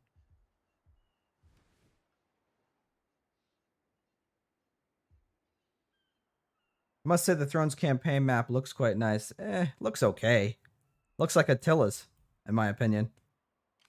Honestly, the biggest improvements I'm seeing so far over Attila and over Rome 2 and over Shogun 2 are the characters, which are much more dynamic, and the sound design. Sound design is a step up.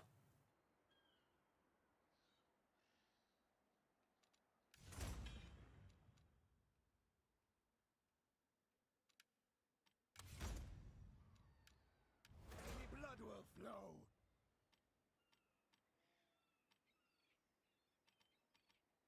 He's a general? Okay.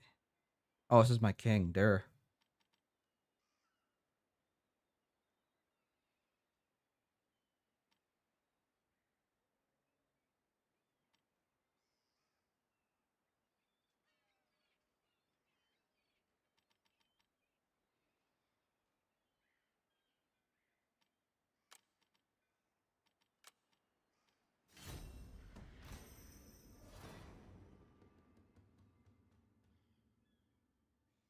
What are your thoughts on a total war based around American history, i.e., Revolutionary or Civil War? I think an American Civil War total war would be pretty cool, but only as a Saga title. It couldn't be a full game because it would have the same problems that this game and that Troy and that Three Kingdoms have, where it's just there's not enough variety. You know, you'd have the blue Americans, the gray Americans with no shoes, and then you'd have some Native Americans. And that's it. Not enough to justify 60 big ones. Not for me, anyway. Revolutionary War, that could just be lumped in with like an Empire 2. And honestly, the American Civil War could be lumped in with an Empire 2 as well if they decide to make it like 1750 to like 1870 or something. Or, you know, they could play around with the time span. The Usurper. This man has been planning to overthrow your rule, aiming no lower than the crown upon your head. There are a number of options open to you, but doing nothing is not one of them. It's better to talk. Or do I kill my own son? Or do we talk it out and try to save him? Kettle. This is a chat decides moment. He's 25 years old. He's my heir.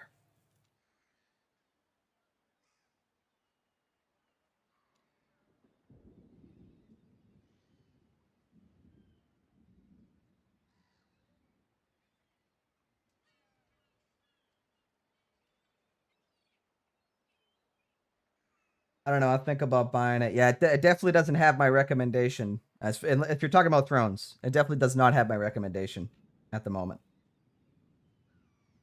There would only be like 2 factions if it were Civil War Saga game. Maybe a couple more for the natives. Yeah, exactly. That's what I'm saying.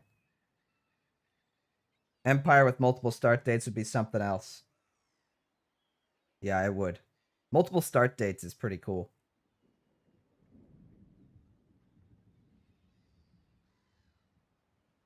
Checking Britannia and they have a Blood and Gore DLC. Why does this basic feature need to be a DLC? Oh my god.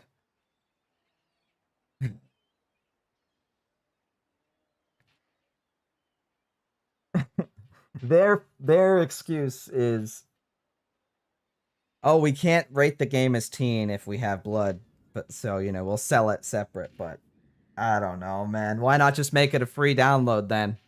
You know? Like a free LC. Yeah, I don't know. I don't buy it. You know what another thing they said is that I don't buy? Is actually laughably stupid. Is when Attila came out, it ran like absolute dog shit. Everybody was like, yo, CA, why does this game run like absolute dog shit? What the fuck? What gives? And they said, well, here's the thing, guys. All right, let me tell you, okay? This game was made for future hardware. So wrap your heads around that one, okay? So just give it time, and as hardware gets better, this game will run better. All right, here we are 6 years on now, and the game still runs like ass. So that was a fucking lie. Are we killing this guy, or are we talking to him, boys? Come on. All right, looks like we're talking to him. Because that's what I saw a few people, Magi, I saw Earthlings say we're talking to him, so we're talking to him. Oh, and now my king is insane. Gained by randomly going mad. Okay. You got to respect the RNG. This one is madder than a whale omelet. Best give him a wide berth. Wish I could rename him. I would name him Eric the Mad.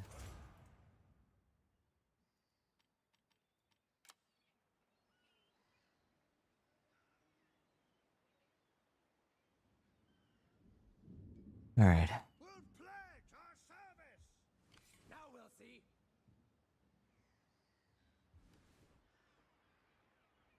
Can I finally, like, why is the public order so shit in this province?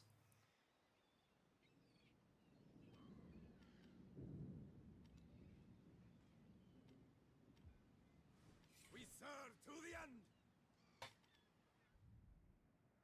Now we'll see. What's this guy think he's doing?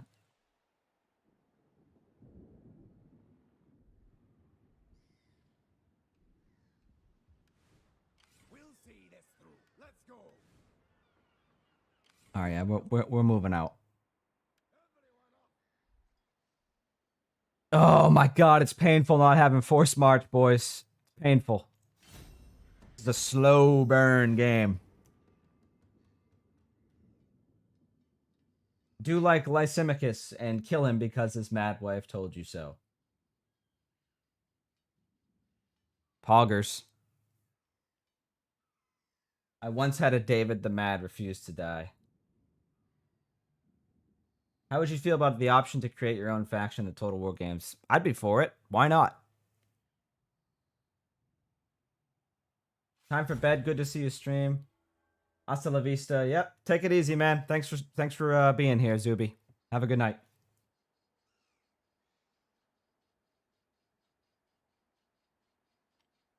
A worthy bride. Absolutely a worthy bride.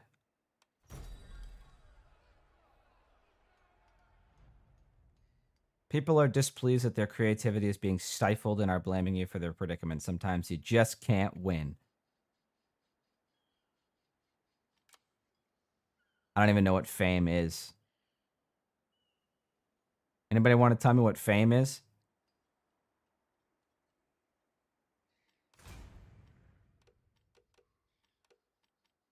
I'll tell you, this game doesn't do a great job of explaining its systems to you. Not the best.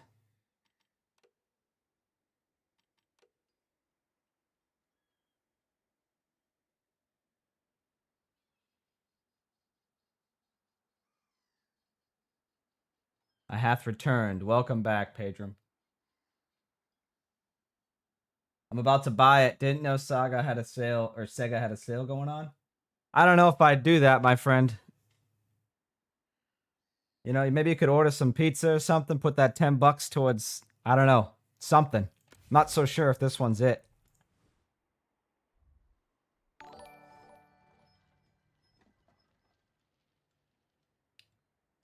Thanks a lot for the donation, Augustus. You're a real one, man. Appreciate that. You can rely on us. Eager for war. Let's go. In Odin's name.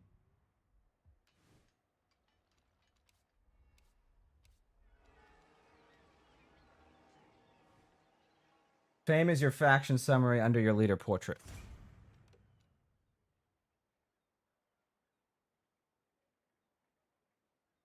Oh, okay. So it's a victory con.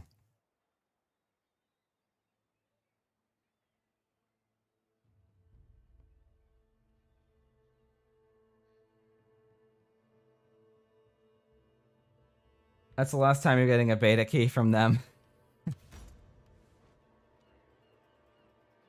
Nah, you know, it's funny you say that because when I applied for the content creator program, the two like most recent videos that I made were why Attila failed and Rome Remastered is painfully mediocre.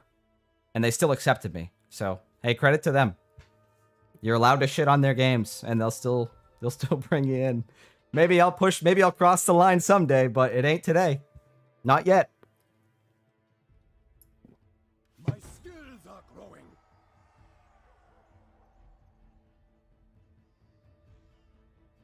My experience, by the way, for the record, my experience in the creator program has been pretty positive. I have to tell you, pretty damn positive. I met some cool people through it, and you know, the representatives that they have in there are nice people. At least, that, you know, they act nice anyway.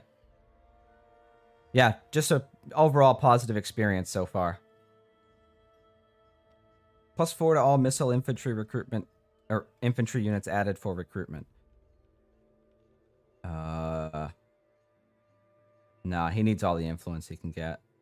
Actually, can we just do nothing? Because I don't really care right now about missile infantry units. Do nothing. We will bring you glory. Eager and willing. March on. Strike now.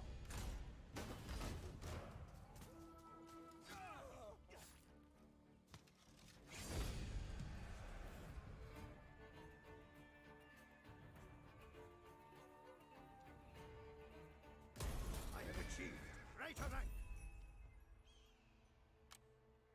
Our foes shall fall. Move up. Let's get some. Can we raid? Their loot will be ours. Hell yeah.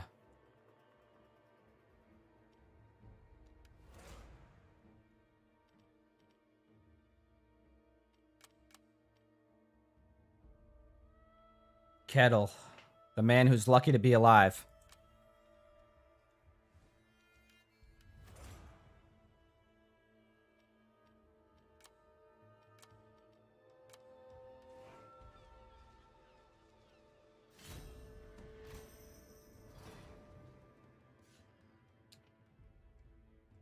Jimmy Vela says, I would like to express my gratitude for you enduring this crap entry in the franchise for our amusement. LOL, love your vids. Thanks a lot, man. I really appreciate that. It's my pleasure. It's really not my pleasure, but content is content.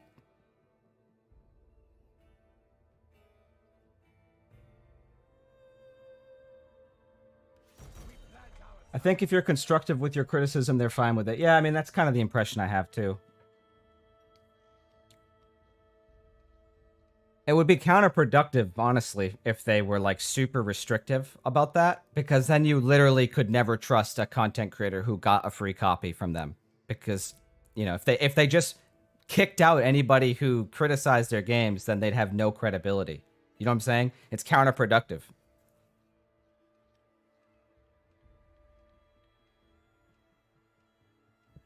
It's pretty obvious, like, if you look at my channel, that I love Total War games. Love them. But if a game is not worth it, it's just not fucking worth it. It's that simple.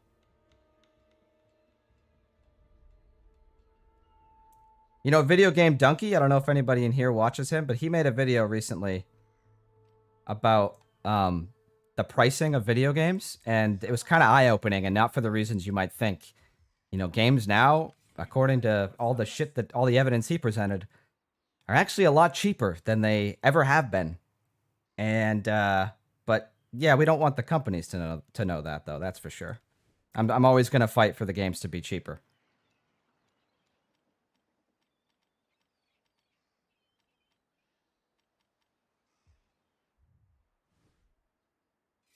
Like, he showed pictures of PlayStation 1 games going for like $75. It was insane to watch. Like, I had to pick my jaw up off the floor. Imagine if I could replenish while raiding. That would be beast.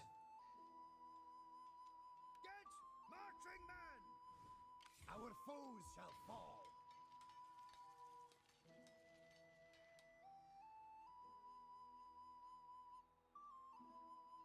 How similar does it feel to Attila? Feels pretty similar, man. Like, really similar, just worse, for the most part. Most of the negatives about Attila, but with a much better character system. By far, so far, the character system is the standout feature.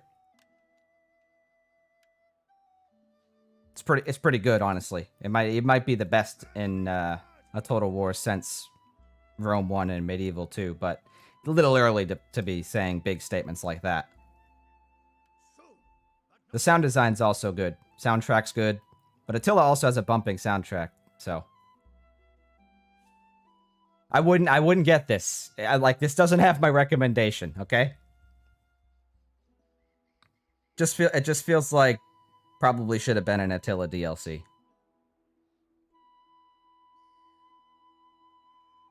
Heading out.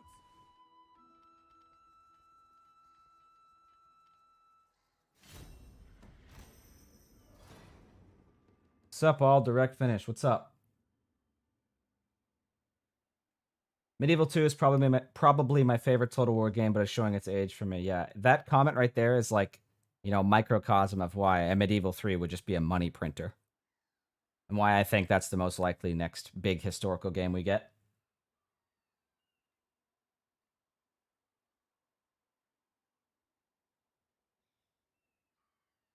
Success is rewarded.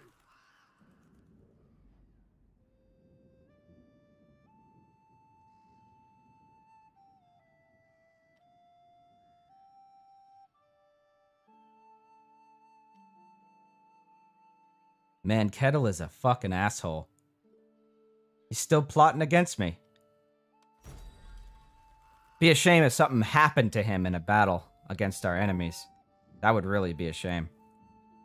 Gwynedd rallies the Welsh factions to fight back against Mercia. Okay.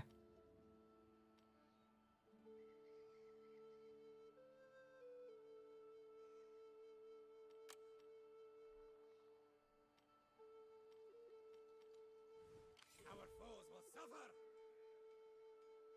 We're ready. Enemy blood will flow. Time to strip Edel of his command. Or Kettle.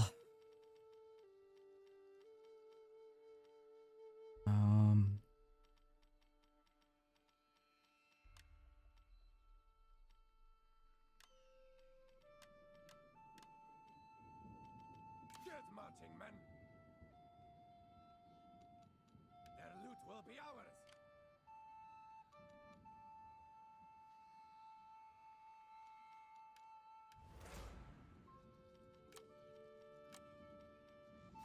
Oh, I had research available. God damn it. Unpopular opinion, Rome 3 would be more interesting than Medieval 3. Hey, I would be very excited for a Rome 3, man. So I'm right there with you.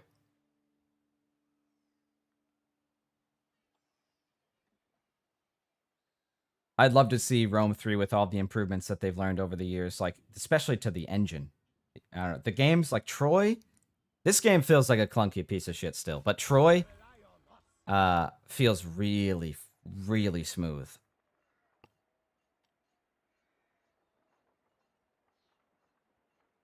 All right, that's it. Kettle, you're dead.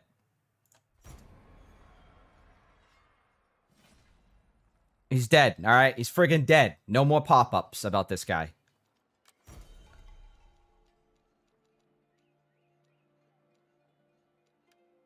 Finn Bogey, you're up. Will pledge our service!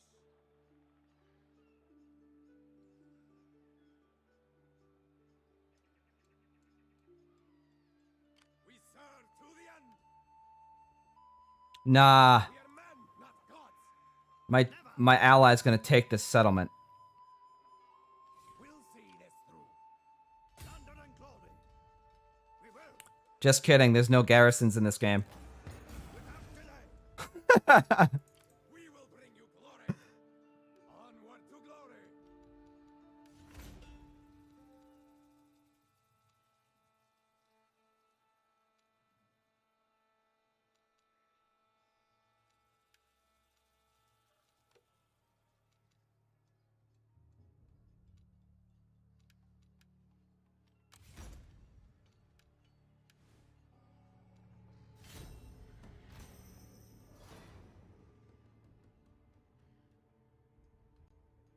Imagine a Command and Conquer game with the depth of Total War. I'm probably alone in wanting that, though. I haven't played a Command and Conquer game since Generals, which I loved. I'm sad that Generals 2 got canceled. Whoa, whoa, whoa. What the hell's going on over here?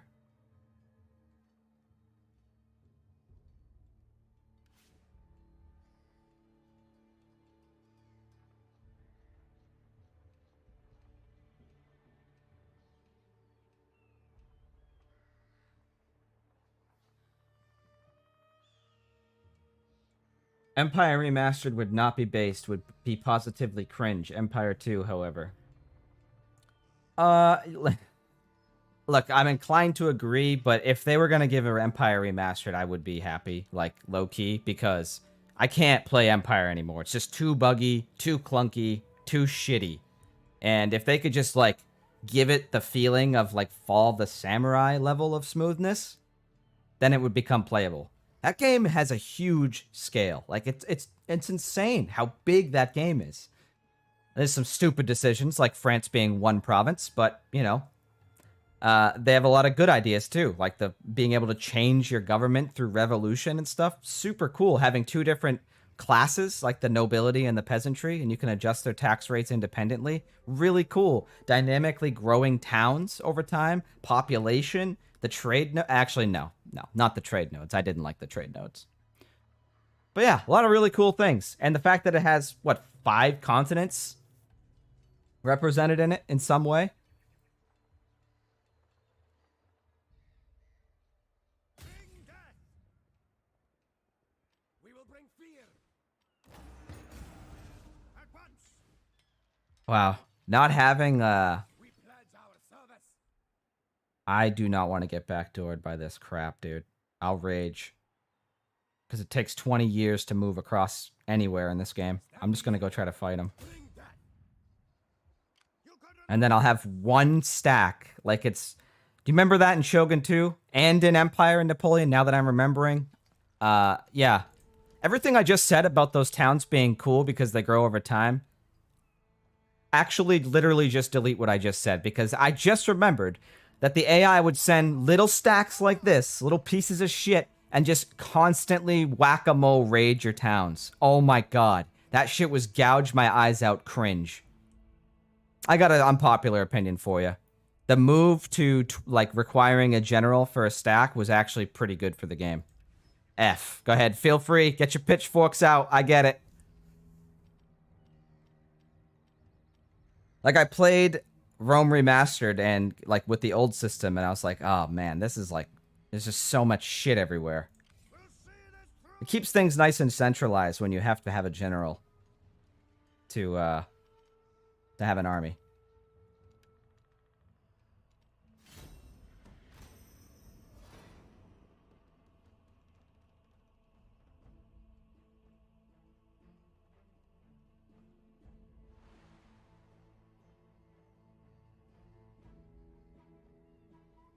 I can imagine how a certain audience would whinge about Empire these days, though. Yeah, I mean... Oh, here we go! I'll be right back, boys.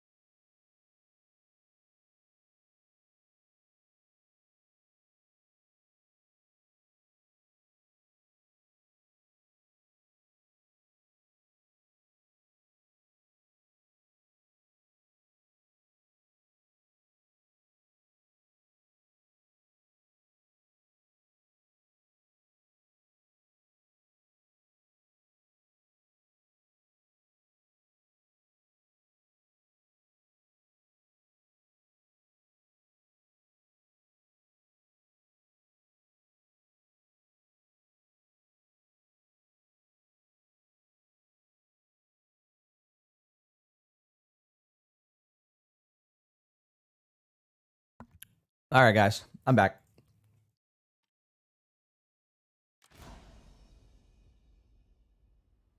Not saying Empire is bad, it's just not finished, and a remaster at this point could not fix it. Yeah, that's true. I would prefer an Empire 2 over a remaster as well. I'm just saying if they were going to give a remaster, I wouldn't say no.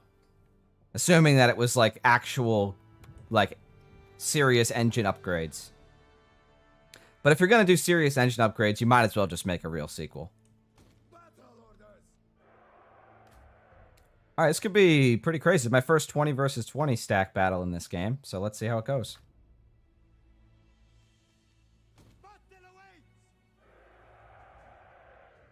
I didn't even check what his army composition was like because I'm a fucking scrub. So I have no idea who has missile superiority.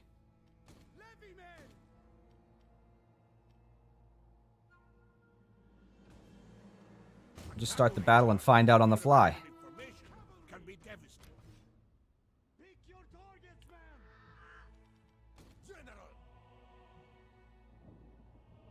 Alright, his general's bodyguard's over there. And my spearmen are over here. Ready for war! Move it, men! Spearmen!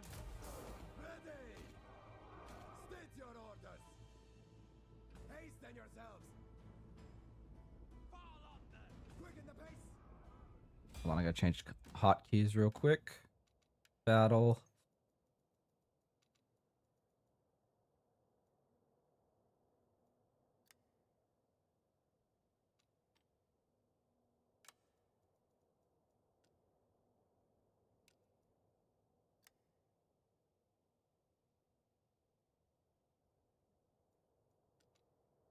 Dude.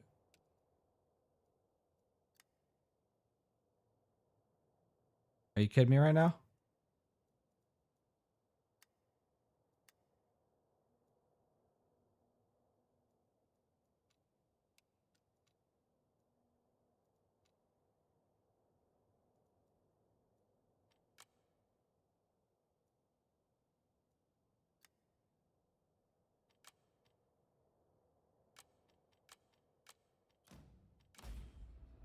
Glory and plunder! Spearmen! Alright.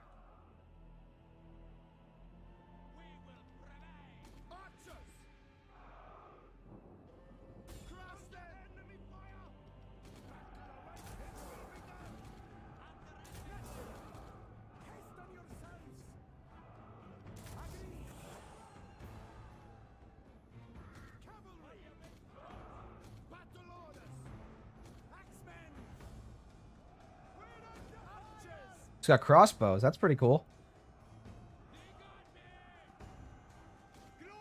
Our general is under attack.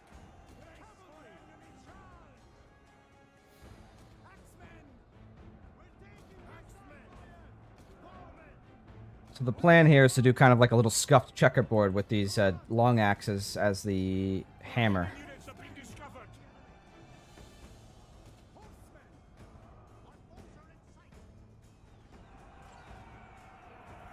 All right, he's committing now.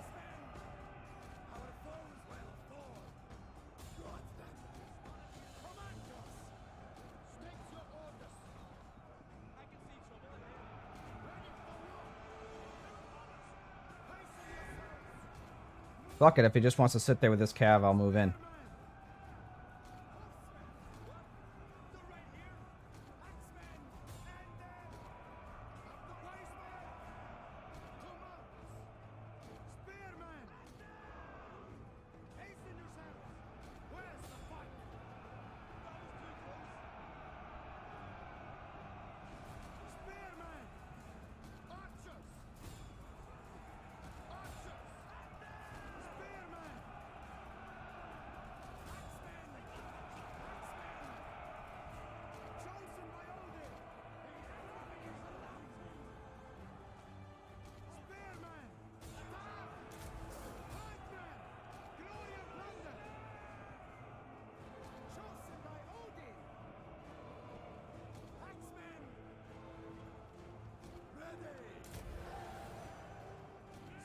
Here we go.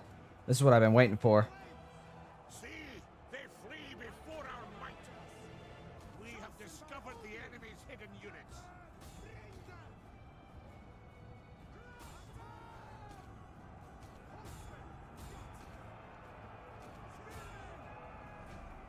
Our men have turned tail and run, the cowards.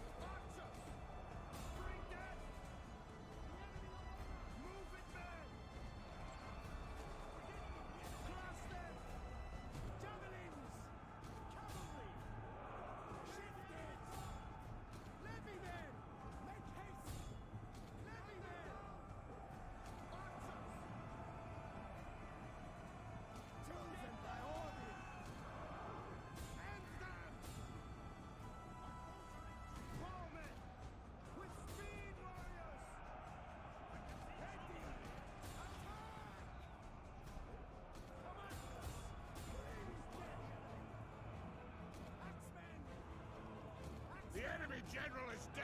Hell yeah.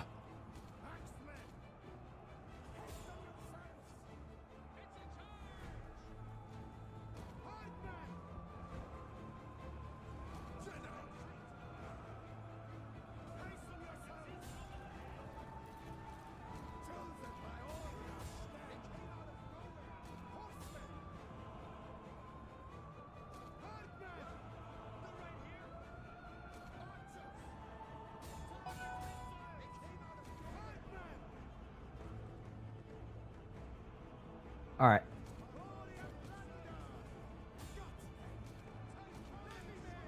Let's mop up this blob here and then The men have been routed. the fuck? They are leaving the field. My cav are like shit in the bed right now trying to chase down these. They're getting outran by infantry. The battle is turning in our favor.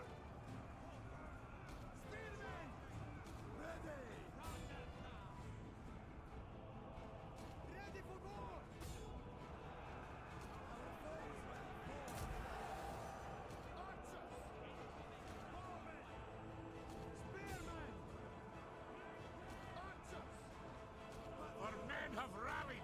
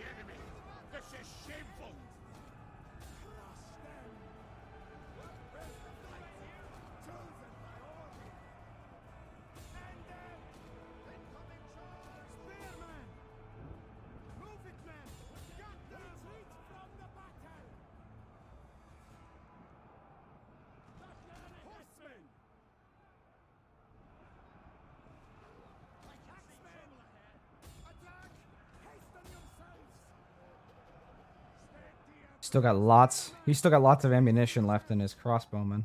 But I think the army losses just keep catching up to him now.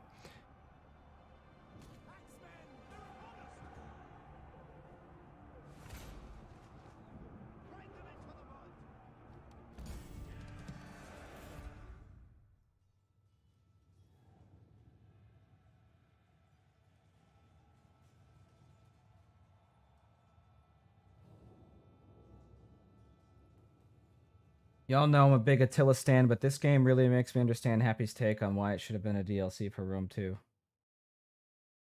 Why is that? Welcome back, charging noises intensify. Lily-livered cowards, yeah. Hey, I mean, they were brave enough to come attack. So credit where credit is due. See, like, I thought that was fine. That was a 7-minute battle, all things considered. And it was intense. It was fun. I didn't think it didn't drag on any longer than it needed to. I'm totally fine with, like, that type of pacing.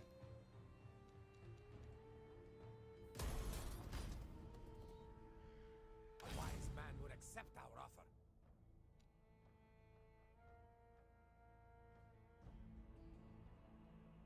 Wait. So am I marrying her, or is that somebody in my family marrying him?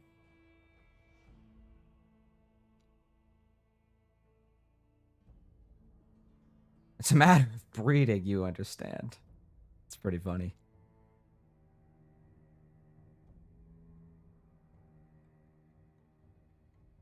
Attila Simps Unite.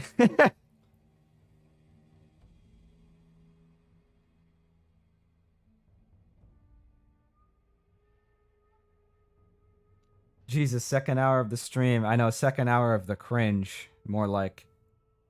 Can somebody help me out here? I'm Papega. Does this mean I'm marrying... Like, I'm giving up one of my daughters? Or am I marrying into his family? I think it's me giving up one of my daughters. But I don't know. And I don't want -1 loyalty if I'm taking this wife for one of my characters.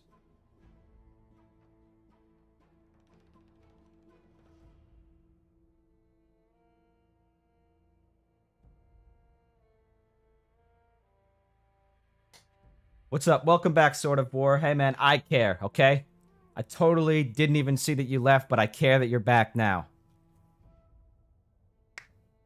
You're giving up your daughter. Alright, what can I get out of this, then? I need a dowry, man.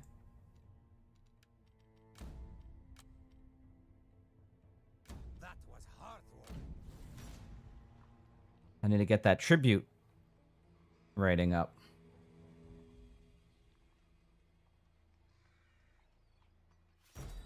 What do you think about the game so far? Not a big fan. I could see why it has the reputation that it has. I'll say good things about it. The character trait system I like. You know, it feels a little bit more RPG, a little bit more Crusader Kings-esque, which is, I love that shit. Like, we need more of that in Total War. But, like, everything else around it, not a big fan, boys. Have to tell you. So, like, the pacing being really slow is kind of grinding. But it's, like, the worst kind of combination, because you have, like, super slow pacing and, like, really samey factions. I don't know.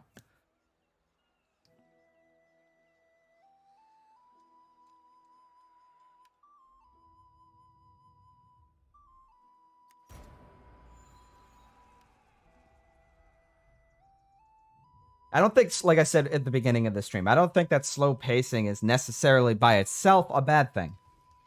But, like, there's got to be some cool stuff to be doing in that slow pacing, you know? You got to have a good reason for it to be slow. And so far, I'm not really seeing a great reason for the pacing to be so slow. Other than it just kind of artificially making the map feel bigger than it is. And it is a big map. But you also don't even have forced march to help with that slow pacing. I don't know. Or rather, it contributes to the slow pacing is a better way to put it. Enemy blood will flow. Bring death. Not possible. Might as well just... No, I can't. I have to wipe him out.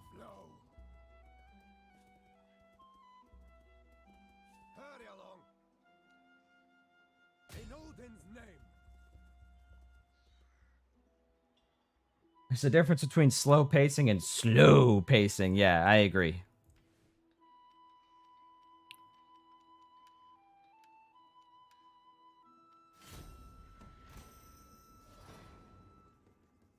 Hey, HCP, how you doing? I'm doing good, Hang. How you doing, man?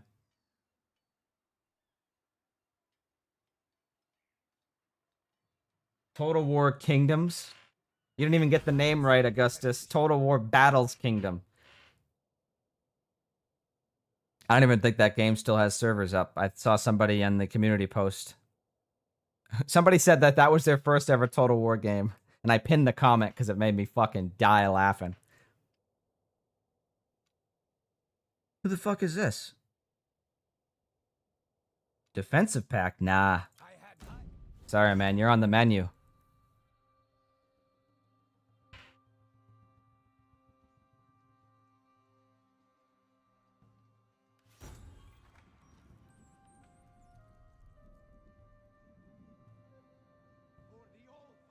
Crusader Kings Total War. Dude, that would be awesome. You know? I hope that Medieval 3 has this level of, like, character intrigue and stuff, because this is like a minigame in and of itself, and I love this shit. Because Lord knows there isn't really much else you're doing on this campaign map, alright? Building system, you know, pretty basic. Seems like, anyway. You know, there's no edicts to worry about. I don't see any seasonal effects.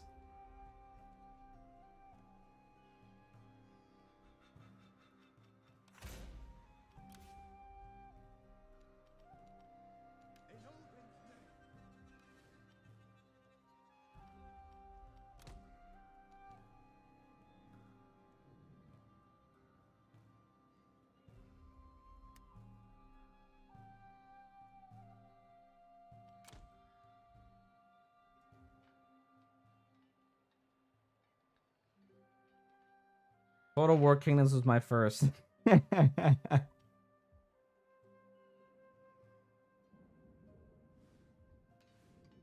perfect Total War game doesn't exist. Enter Total War Battles Kingdom. It's kind of dumb, dude, how I can just go around take... I do not like not having garrisons.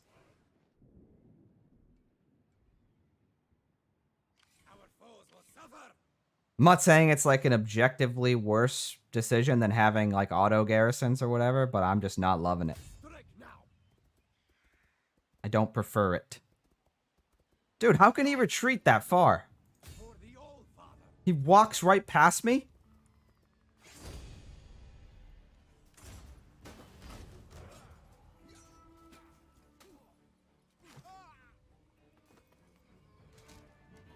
Urine Bastard, how you liking it so far? Not really liking it.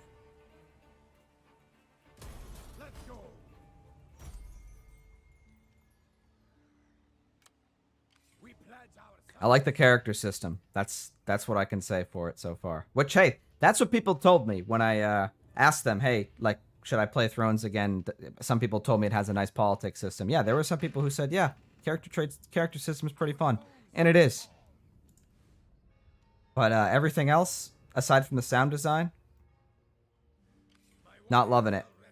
Oh, the look of the units looks good, though. Like, the actual skins in battle, they look good.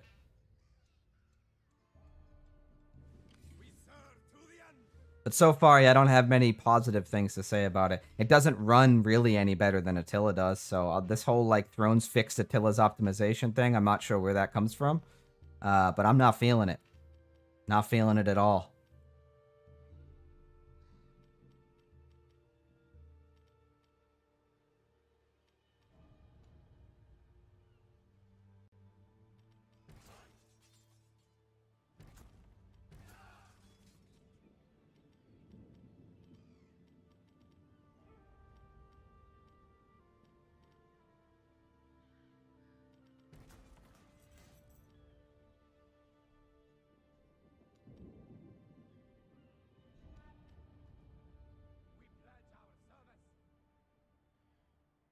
My feeling when Andy's take comes out of nowhere. Yeah, dude. Andy's based take has been in this chat for a while now. I want to say like an hour. Troy is the true optimization of the franchise so far. Yes, it is. It's the first Total War game out of all of them, and I've been playing since Medieval 1 that I can say actually is well optimized.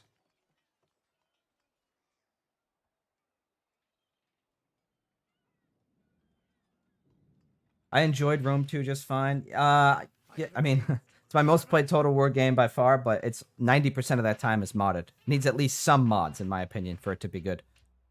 It's too easy otherwise. Not every situation calls for a violent reprisal. Sometimes discourse is the answer. Strong arm. Sadly, this one will never see it that way. F.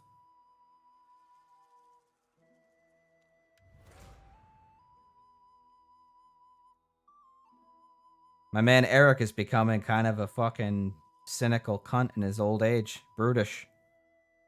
So much for virtuous, huh? How can these two traits exist together?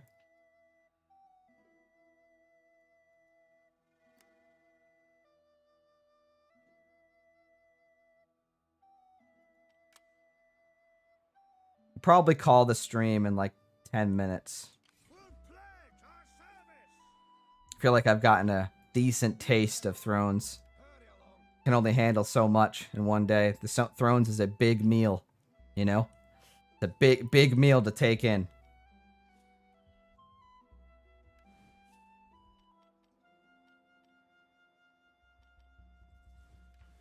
And by big, I mean a not very tasty.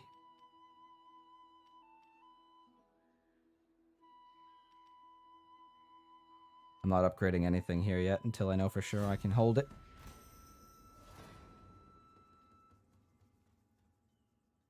I've played Rome 2 for 283 hours, and I haven't beaten a single campaign. Too many mods to try. Hey, fair enough, man. I rarely complete campaigns in any Total War game.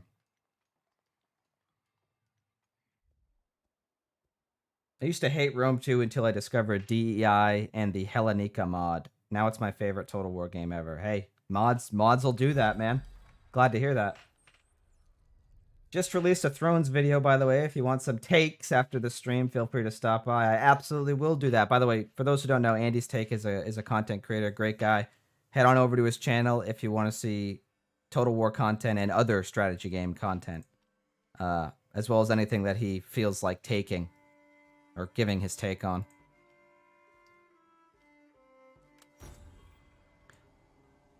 Oh. That's north of Britannia? This is supposed to be north of Britannia, this area here.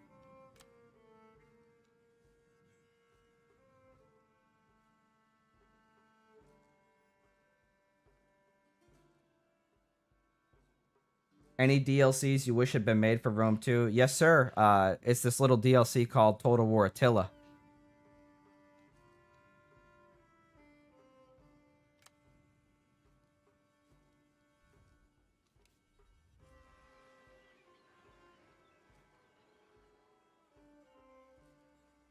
Would you like a soup mechanic, so instead of regular food, it's just soup? Are you okay, man? Is everything all set? Are you good to go? I'm not sure. I'm a little worried about you.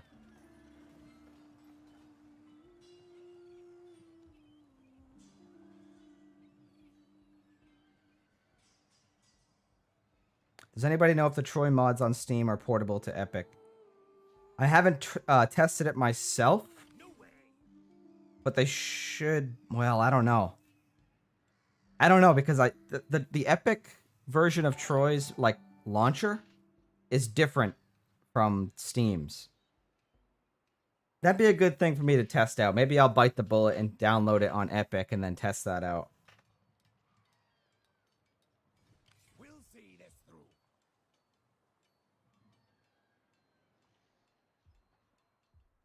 Wait, since when have I been at war with this guy? With Sursen? Advancement. We will bring you glory.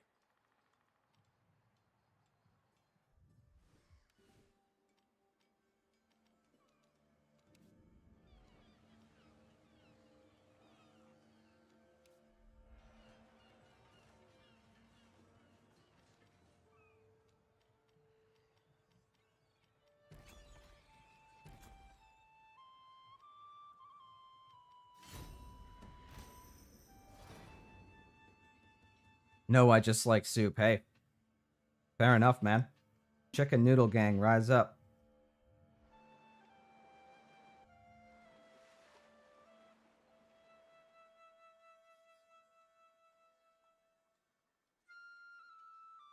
$162 in Warhammer 2 and 60 in Warhammer 2.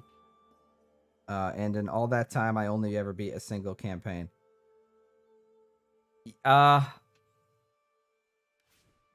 beaten it with Malekith on very hard, Carl Franz on hard, and Britannia on hard, the Vampire Counts on hard, and the Dwarfs. Actually, I'm not sure if I did it with the Dwarfs.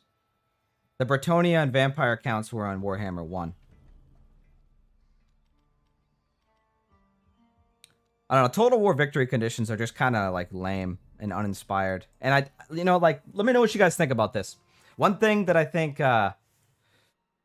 like 4X games like Civilization do better than Total War is that, like, in those games, the AI is actually playing for a victory condition. That's not the case in Total War, at least not anymore. In the Medieval 1 days, the AI could actually win the game. You can rely on us.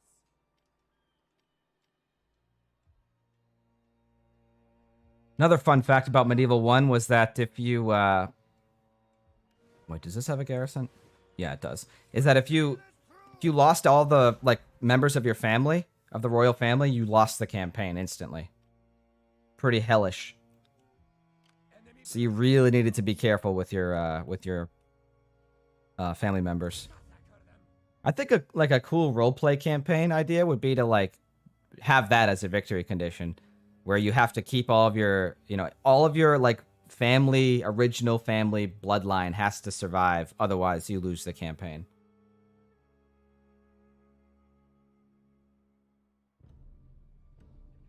Not gonna lie, I struggle with Tyrion and Warhammer 2. Yeah, don't feel bad, man. So did I. And he's supposed to be the easiest faction.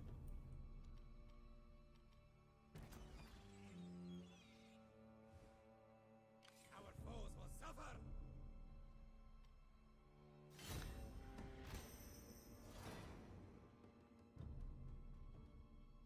I recently beat a Beastman campaign with the Broken Chariots. I haven't played since the Beastman rework.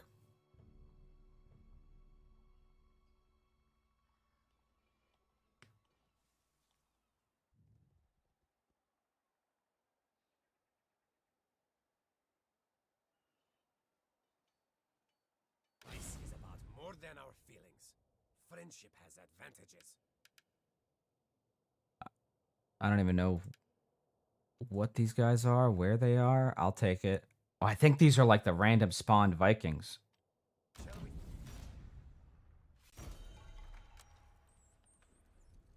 We pledge our service. Hit hard. What the fuck? Bro? What was that pathing? What the fuck was that pathing, guy? Can somebody explain to me what just happened?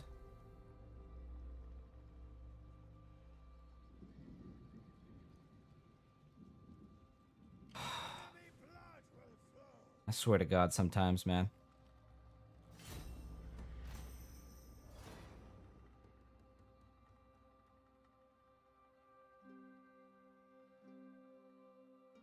Awesome to see you here, Brought to Bear. Wait, Brought to Bear's here?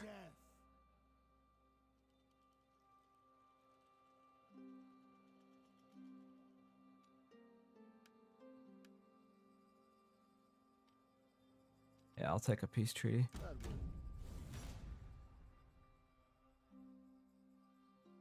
Yeah, I'm pretty dog shit at Total War as well. I just love it.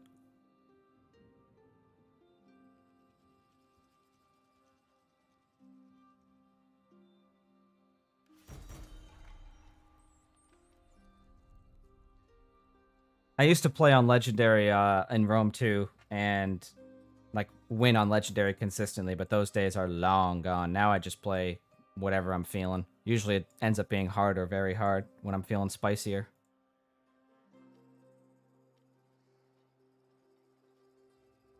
Basically, once Attila came out, I stopped playing on Legendary. I played on Legendary a few times on Warhammer 2, and I had a horrible time. I had to restart like 24 times before I got like before I could get off the ground with Queek Head Taker. And it was just not worth it. It became like, you have to like start cheesing the AI and stuff in order to succeed.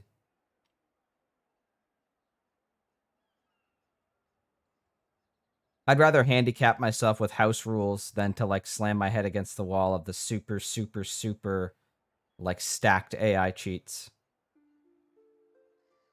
What the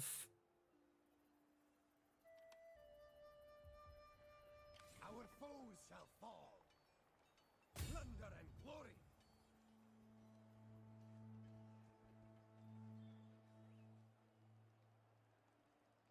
Saddened by the dislike of Thrones. I'm saddened too. I'm the one playing it. Our foes shall fall. Can I just like raise an arm?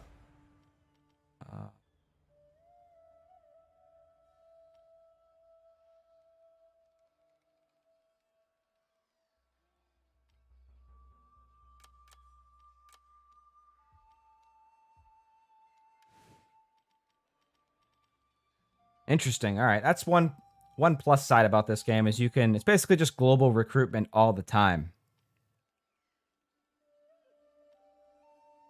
Just like Three Kingdoms.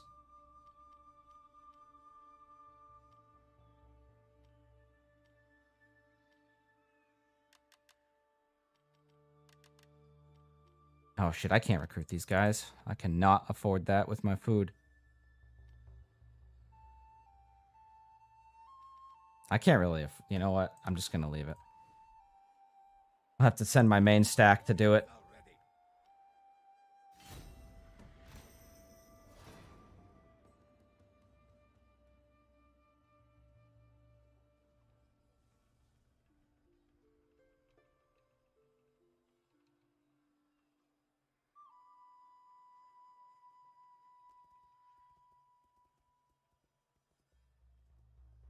Cheese. Look, there's nothing wrong with cheese. Let me be clear about that.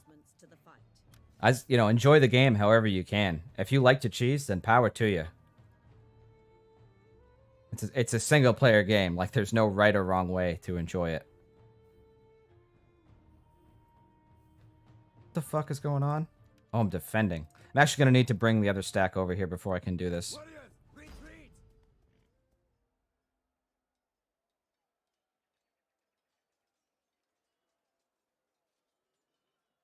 My skills are growing.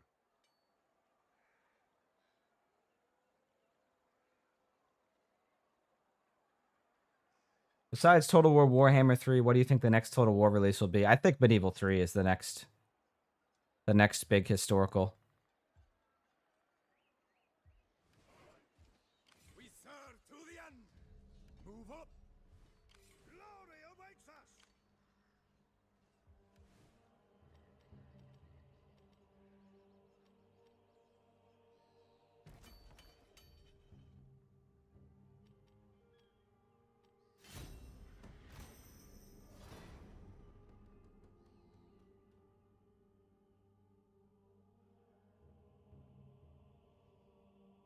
Brought to bear, how did your interview go with the lead developer of that game? I forget what it's called, but it's the 2D like turn-based Fire Emblem style game.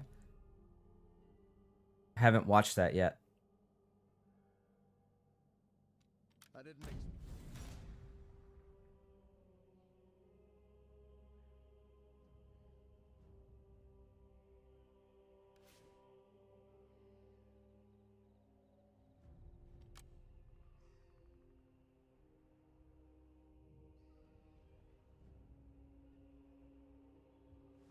We'll see this through. Heading out. Massacre them.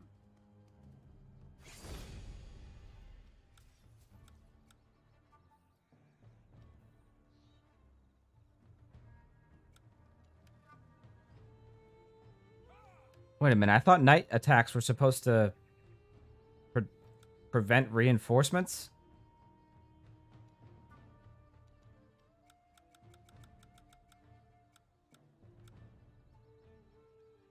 It does. So just, I guess the slider just stays the same. Interesting.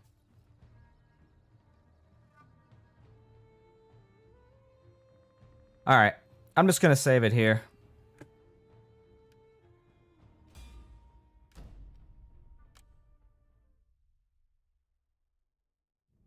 Didn't CA already confirm the next historical game is going to be a Three Kingdoms sequel? No. Three Kingdoms now has its own dedicated team, separate from the historical team. And they're going to take Three Kingdoms in a more fantasy direction. They confirmed that there's a mainline historical title being developed. So I think that's like, I don't know, Medieval 3. There's so many things that Three Kingdoms did that just make sense. And I guess after playing this, that makes sense. Like the character stuff in this game is really good. That's pretty much my takeaway, by the way, for Thrones. Really, really nice sound design. Nice character interactions and like RPG-esque mechanics. And not a fan of really most everything else. But yeah, I think Medieval 3... So much of what happened... So much of what came from Three Kingdoms, I think, would make for a great Medieval 3. Definitely. Especially with the retinue system where you have like 3 generals per army. And the relationship system between characters. They brought back population. Supply lines. Like supply systems. Not supply lines as we know them in Warhammer 2, which are cringe. But like a true supply system.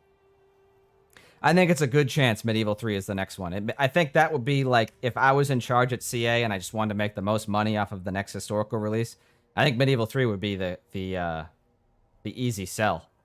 That would be like the no-brainer. And now, what do I personally want?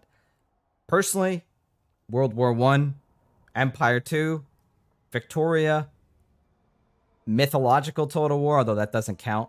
But yeah, Medieval 3 is kind of at the... I'd actually, like... I think I might even want a Rome 3 more than a Medieval 3. Although I'm not too sure about that, honestly. It depends on the day. But Medieval 3 is kind of at the bottom of the pile.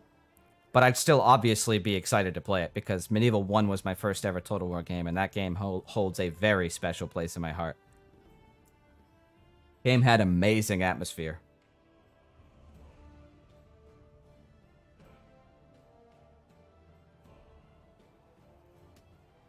This is so sad, stream end. Yeah, stream ends.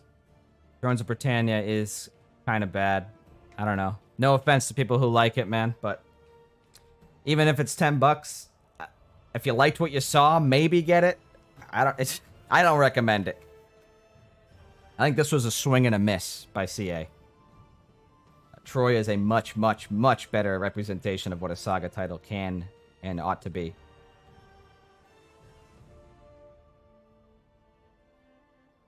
Stone Age Total War. Get out of here. Get the fuck out of here, dude.